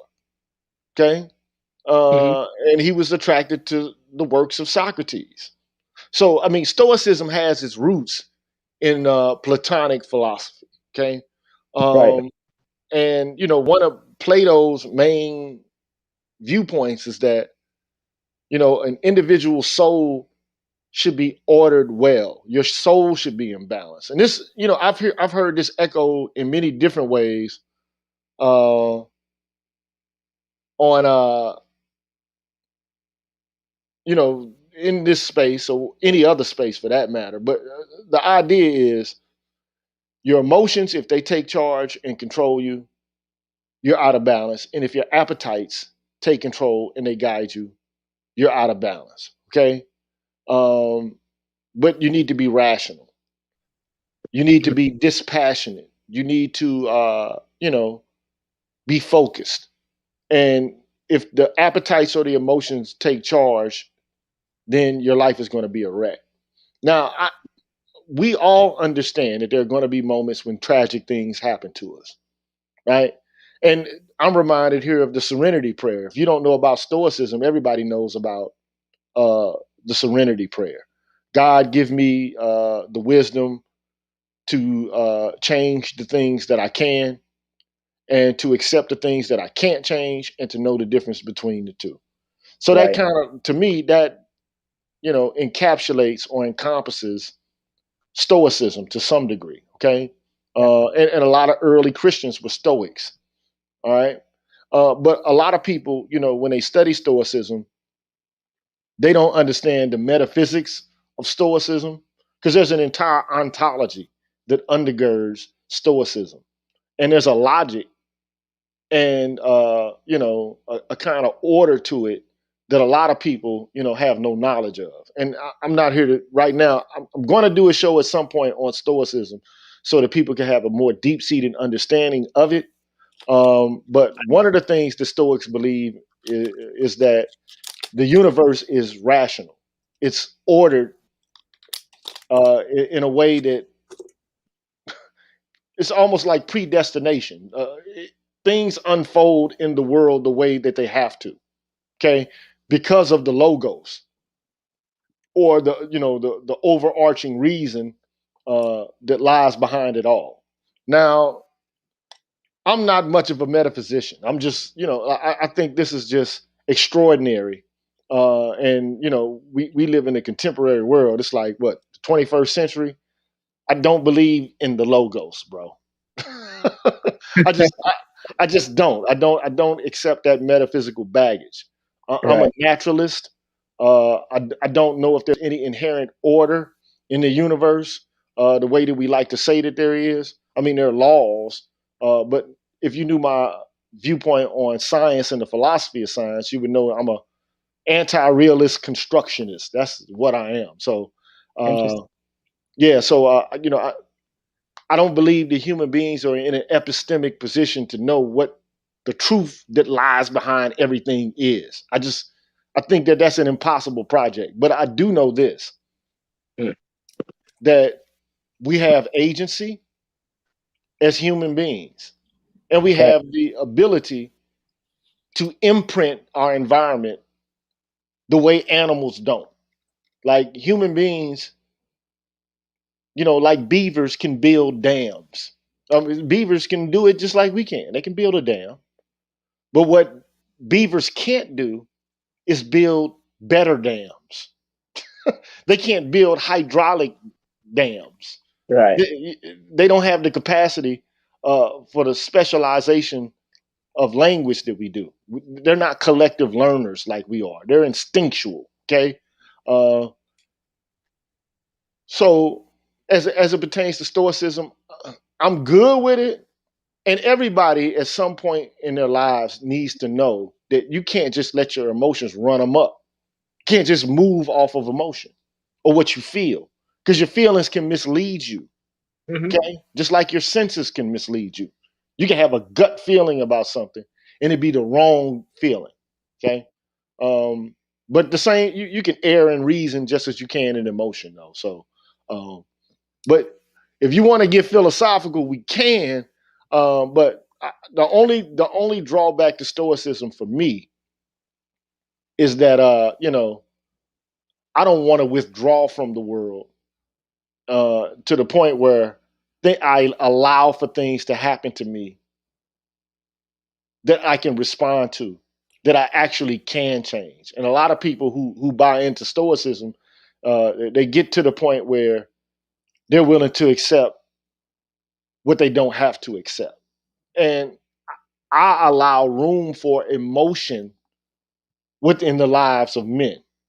I and I think it's healthy for men to be able to express their frustrations, because if you have no outlet for frustration at all, okay, and everything is just measured and composed. There's no celebration, or overt signs of celebration. Like, in this culture, it is stoic, where you score a touchdown and you don't celebrate. That's shouldn't be done. Or, somebody does something that's wrong to you, you shouldn't react. You should just withdraw. I, I don't know. Can I respond to some of this, because I'm heavily stoic, and I I know. think that Okay, I think I that know that. me yeah I think that me and your conversations have proven that. But I think what you're describing is like absolute stoicism, and I get it. I get I, it. I think that anything extreme or absolute can be a reach. I think that we're all human, and we all have feelings and emotions behind certain things. But it, like me, like I said, I'm hard body in the stoicism, but at the same time, I have feelings and emotions like everyone else. But to me, it's more about control over those things when control is necessary. You understand what I'm saying? Where Right. Right. it's not like one can't feel or one can't celebrate or one. It's about, okay, well, because people accuse me of being hyper rational, and I embrace being hyper rational. But there's a time and place for most things. Again, this is absolute or extreme versus give and take when it's necessary, or when you're allowing your emotions to kind of like burn the house down, or basically defeat the purpose of the goal. It is possible to express happiness or sadness or even anger. It's like, you watch American Gods and Nancy says anger gets shit done, right? Yeah. But not um blind, unadulterated rage. That doesn't get yeah, anything it's done. like, when your emotions cost you, that's Yeah. that's the problem. It's not being emotional or having emotions, period. That's the problem, is when your emotions cost you the win or cost you the yardage.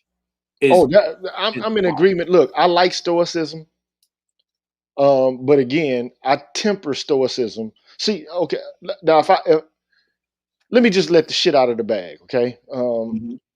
I like Aristotelian virtue ethics more than any form of ethics.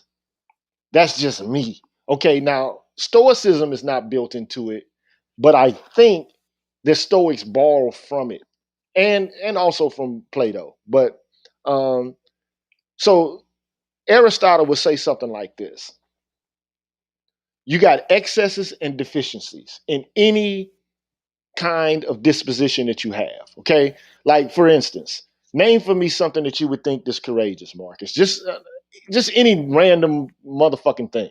You said courageous. I mean, not this virtuous. I'm sorry, but besides courage, name for me a virtue besides courage. Something that's virtuous, a disposition.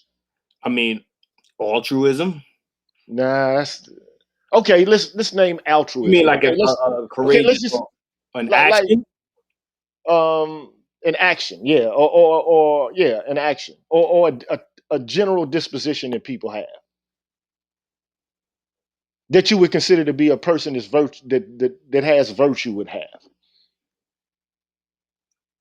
Transparency. like honesty, right? Yeah.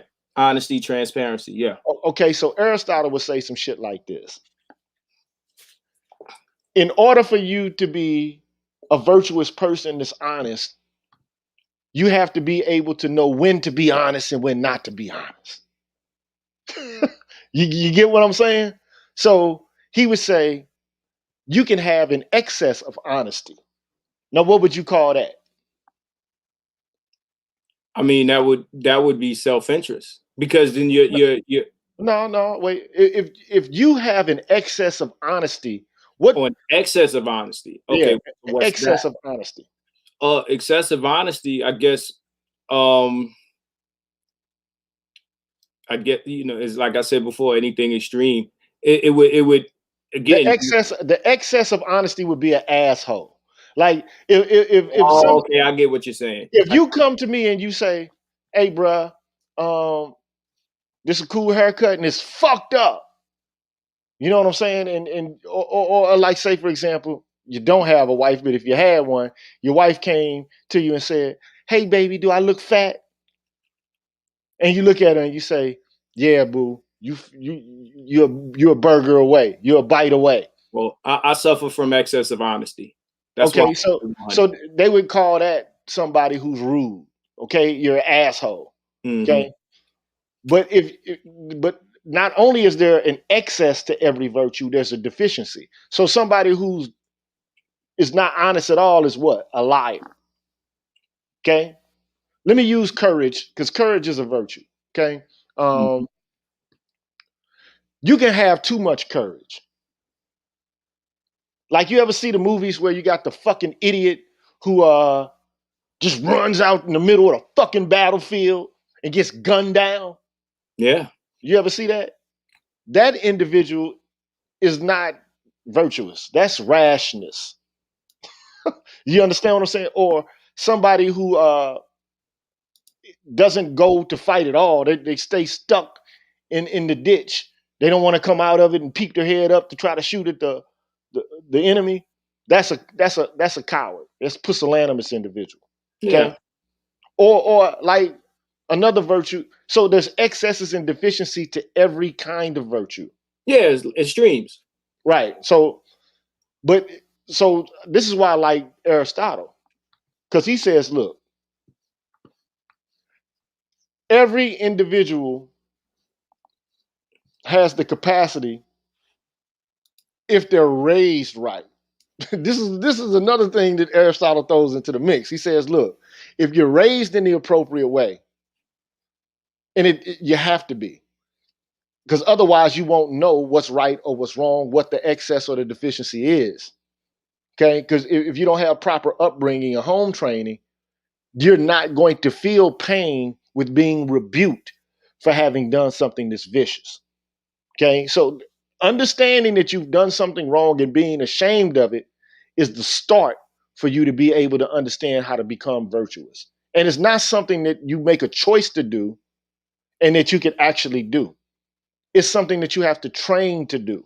It's something, and this is similar to Stoicism because you don't just all of a sudden perfectly become stoic. You have to practice it.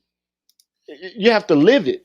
And this is the difference between ethics now and ethics in the past. They believed in virtue. We believed in just doing the right thing. Some abide by some principle, and then all of a sudden, you've done what's appropriate. But um, I don't know how we got off into this philosophical conversation. The women's red pill S came in. I don't know. Did you? Is it red pill simp? Who's that? I don't Is know. that I don't know, man. He's still he might have checked out for a minute, but So see, okay. the interesting thing is, I understand what you're speaking about, and it's yeah, it makes a lot of sense. Uh, but I think then you might be one of the existentialists. The existentialists are sort of similar to Stoicism, except that they want to indulge themselves within the emotion, the beauty, the hedonistic aspects of the world without letting it control them. However, I believe that in that pursuit to be free from Stoicism or accepting things and kind of following that path of emotion, it leads them to destruction. An example is Jordan Peterson.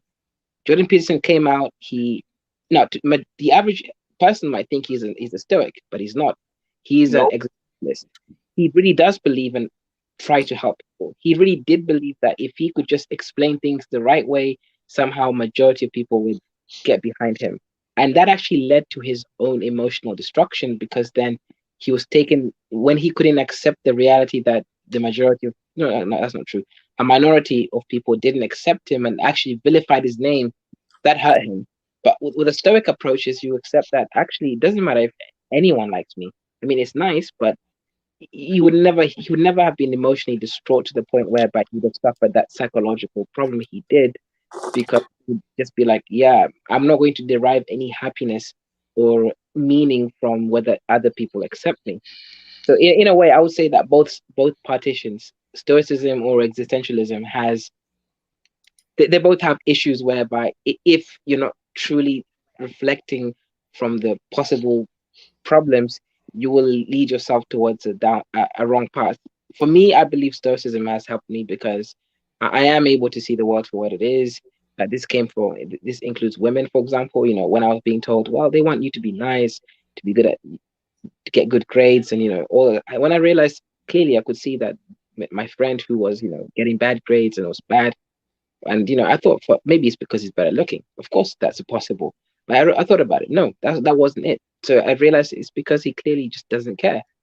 And that's when I changed myself and I got what I wanted. When it came to, for example, living in a white supremacist world, and by white supremacy, I just mean a white majority world, right? Every culture is supreme within its context. Uh, I realized that all I had to do is just win. I stopped making any kind of philosophical excuses or seeing the beauty in everyone and everything. And I'm not saying I don't see beauty. The point is, I don't focus on that metaphysical love part. I kind of focus on the more kind of realistic aspect, and it helped me. Mhm. And I think the ones who get taken down by stoicism are those who don't understand that you can still be happy. And then for existentialism, I believe if you can't deal with the chaos, don't go down that path. Like Jordan Peterson, if you see the way he looked right now, his face and everything, he was destroyed by, obviously the issues that happened with his wife, but also society, the media, and the way he was treated. Even though he truly cared about people, that's the that's the contradiction there.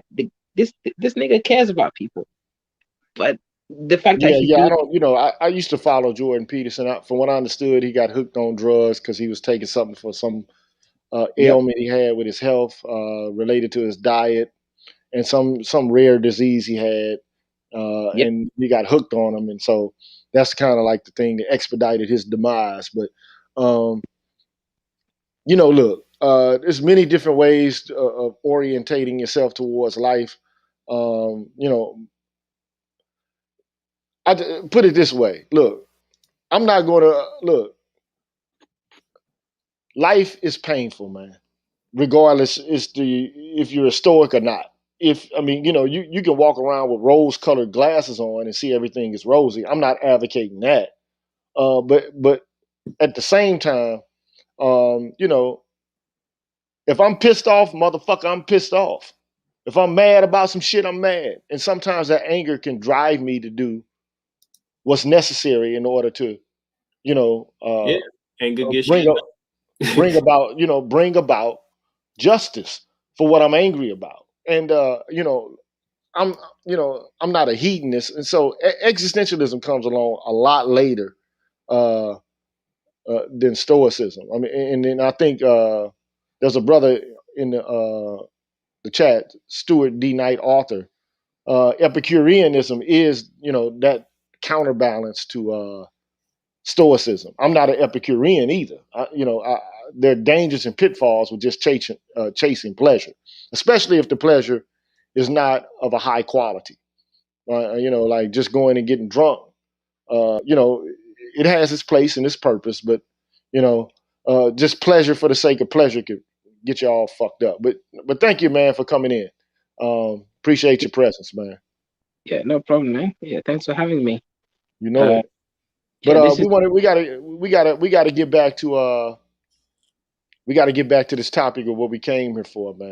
And so okay. ultimately, so I guess you ain't gonna feel too bad about donating to the project, right? No, no, 100%, no problem. Okay. Well, thank you. Yeah, you'll see it. Yeah, I'll drop back to the chat, but yeah, thanks for having me. Thank you, bro. No doubt, no doubt. Appreciate it. So yeah, anyway, man, we kind of got off on a, went left field. We drifted. Uh, but yeah, man, all I'm saying is, uh, my whole thing is a setback can be a setup for a comeback.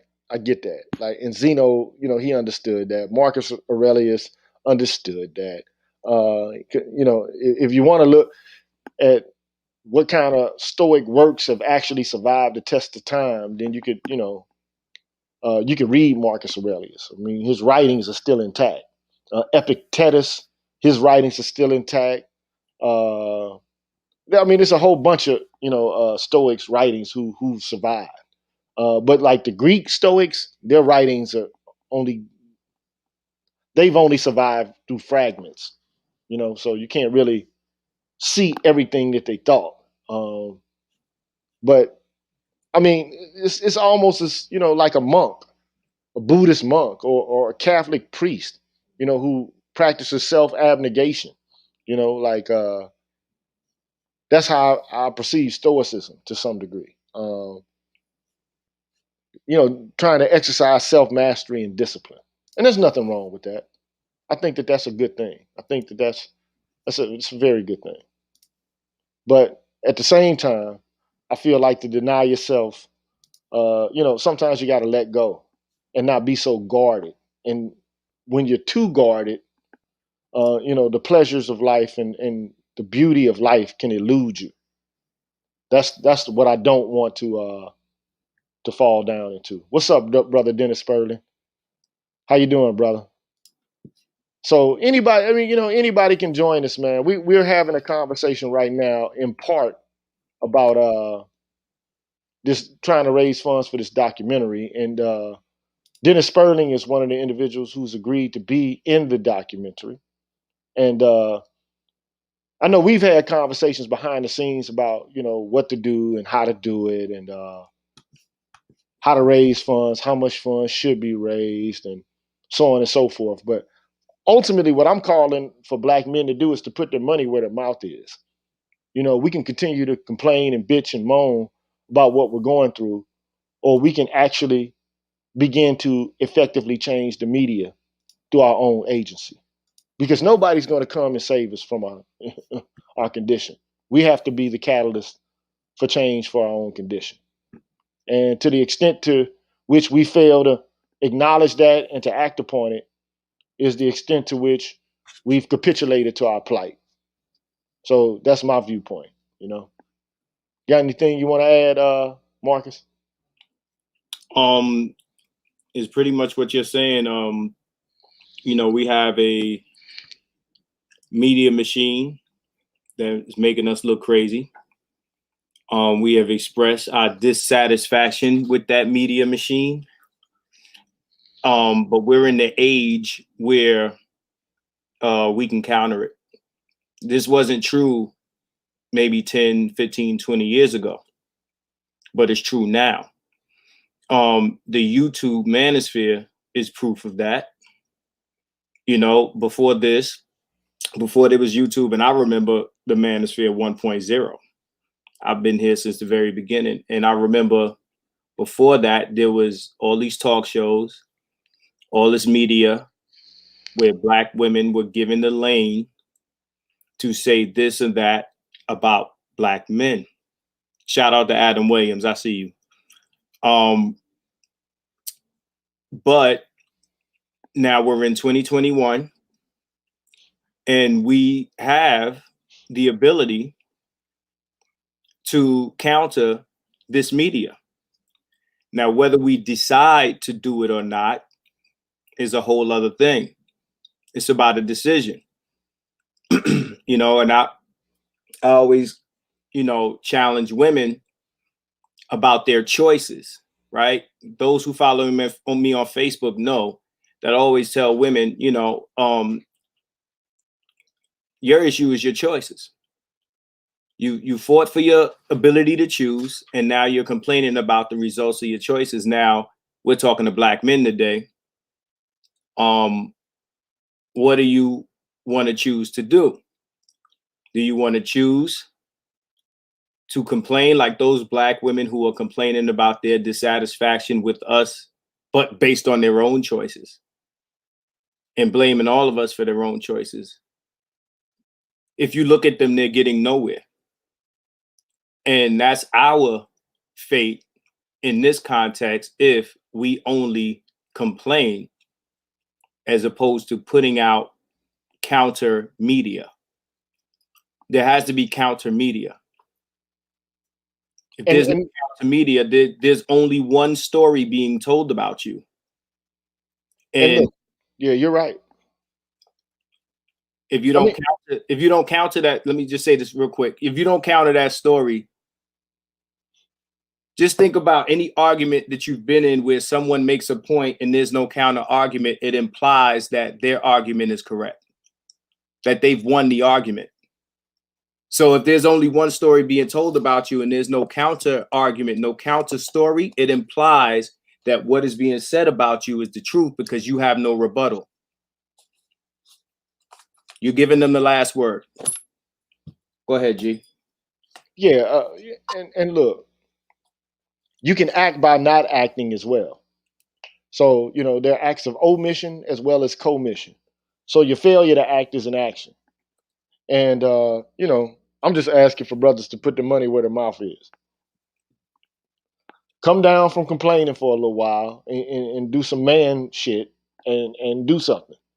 Because men, you know, like men see problems and they try to solve the problems. That's what men do. Men don't sit around and gossip. I mean, men, you know, we instruct each other or whatever the case may be, but men solve problems and they control their environment. That's what men do. So, I mean, are we men? Or, you know, we just some complainers, some whiners. You know, I don't want to start calling this space the whinosphere. I really don't. I don't want to call it the bitchosphere. I don't. Because, you know, that's why I started doing more lectures and stop talking about women. I mean, I will talk about it because it's a real problem, but I don't want to make the cornerstone of everything I discuss day after day after day Black women. I just don't. I got other interests in the world other than that. It just is what it is. Let me ask the guys in here this question. If you're in the street, you're being shot at, and you're strapped, would you not shoot back?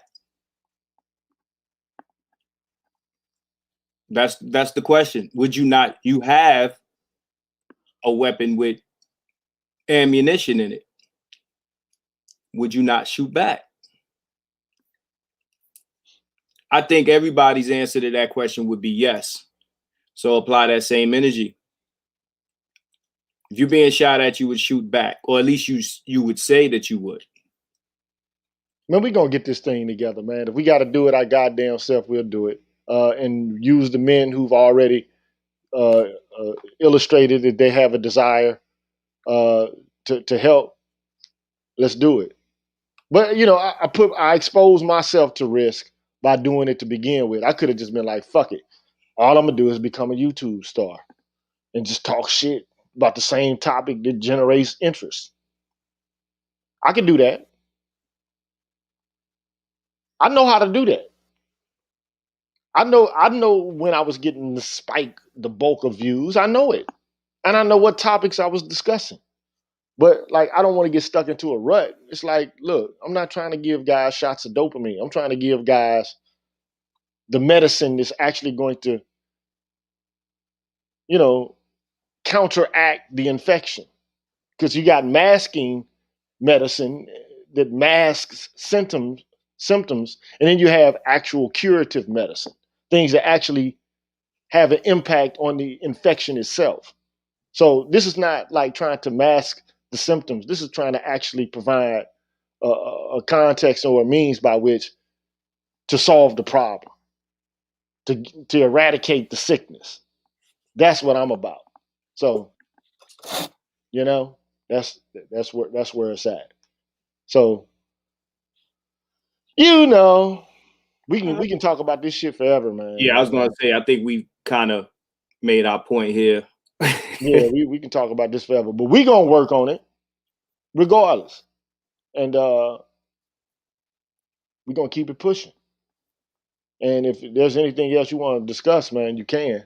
Or anybody got any questions for us, they can ask a question. But you know, I'm pretty much, man, I'm chill right now. Yeah, any questions? Somebody wants to either hit the chat or jump in here. I think you posted the link already.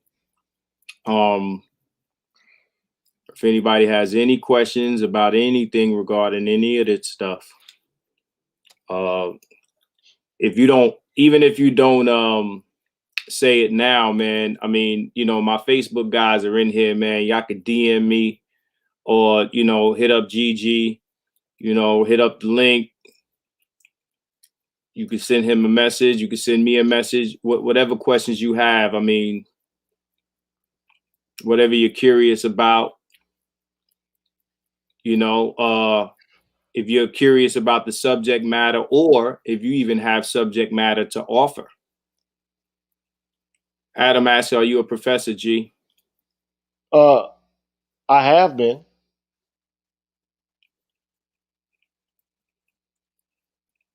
Yeah.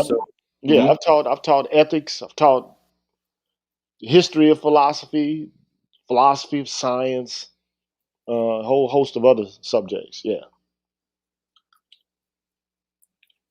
Yeah, my Facebook is Marcus Aurelius. If you type in Marcus Aurelius, you'll see this face. It's a black and white photo. Yeah, just send me a friend request or add me on YouTube. Also, keep it 100. Derry Span said the next show incorporate the theme of the movie. This will help build the conversation and algorithms. Yeah, that's I do that from time to time. Like, I bring in people, or I'll have a conversation about the subject. In fact, I was thinking about doing a show on a book that's about to come out on Curry and look,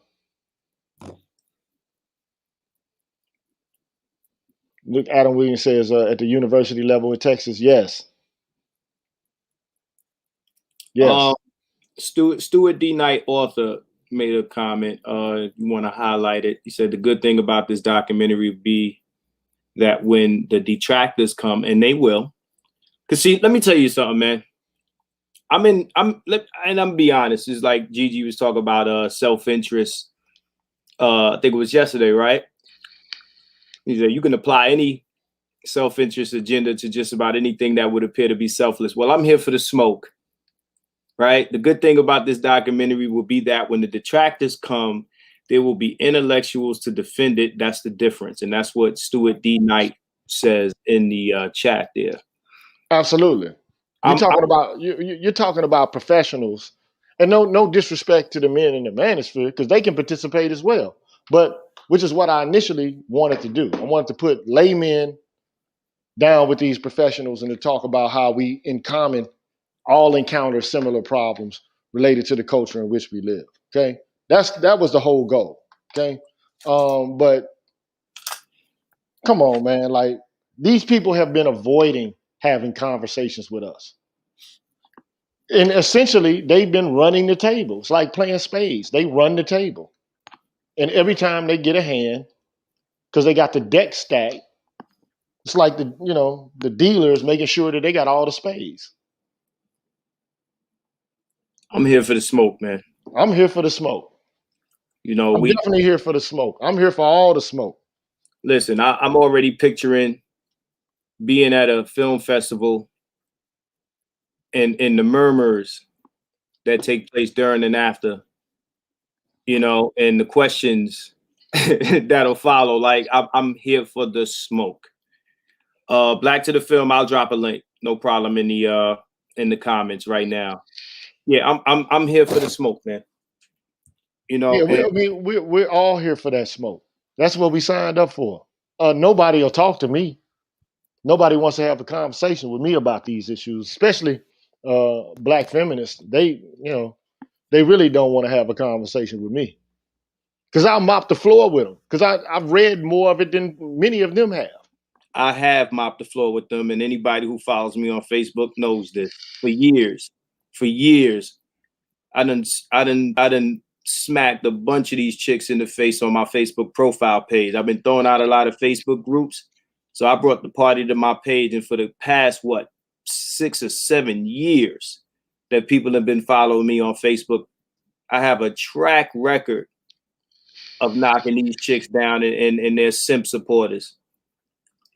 Yeah, and the whole thing is, look, we're all human. There's nobody perfect among us. Black men aren't perfect, but neither are black women. And I've also tried to chase the genealogical roots of why this thinking became entrenched in black culture. And it's taking the deference that white men gave to white women in Victorian England and applying it to women. Now, in contemporary American culture, at the very same time that they're asking to be treated equally, to have social and political equality. No man is just going to naturally defer to another man and perceive him as more virtuous than himself. Nobody does that. Nobody would do that for another man, but you're expected to be able to do it for a woman. To assume that there's a certain set of characteristics that are benevolent that you can ascribe to her. How do you go about doing that in the world in which we live? Well, we can see day to day women do shit just as foul as anybody else.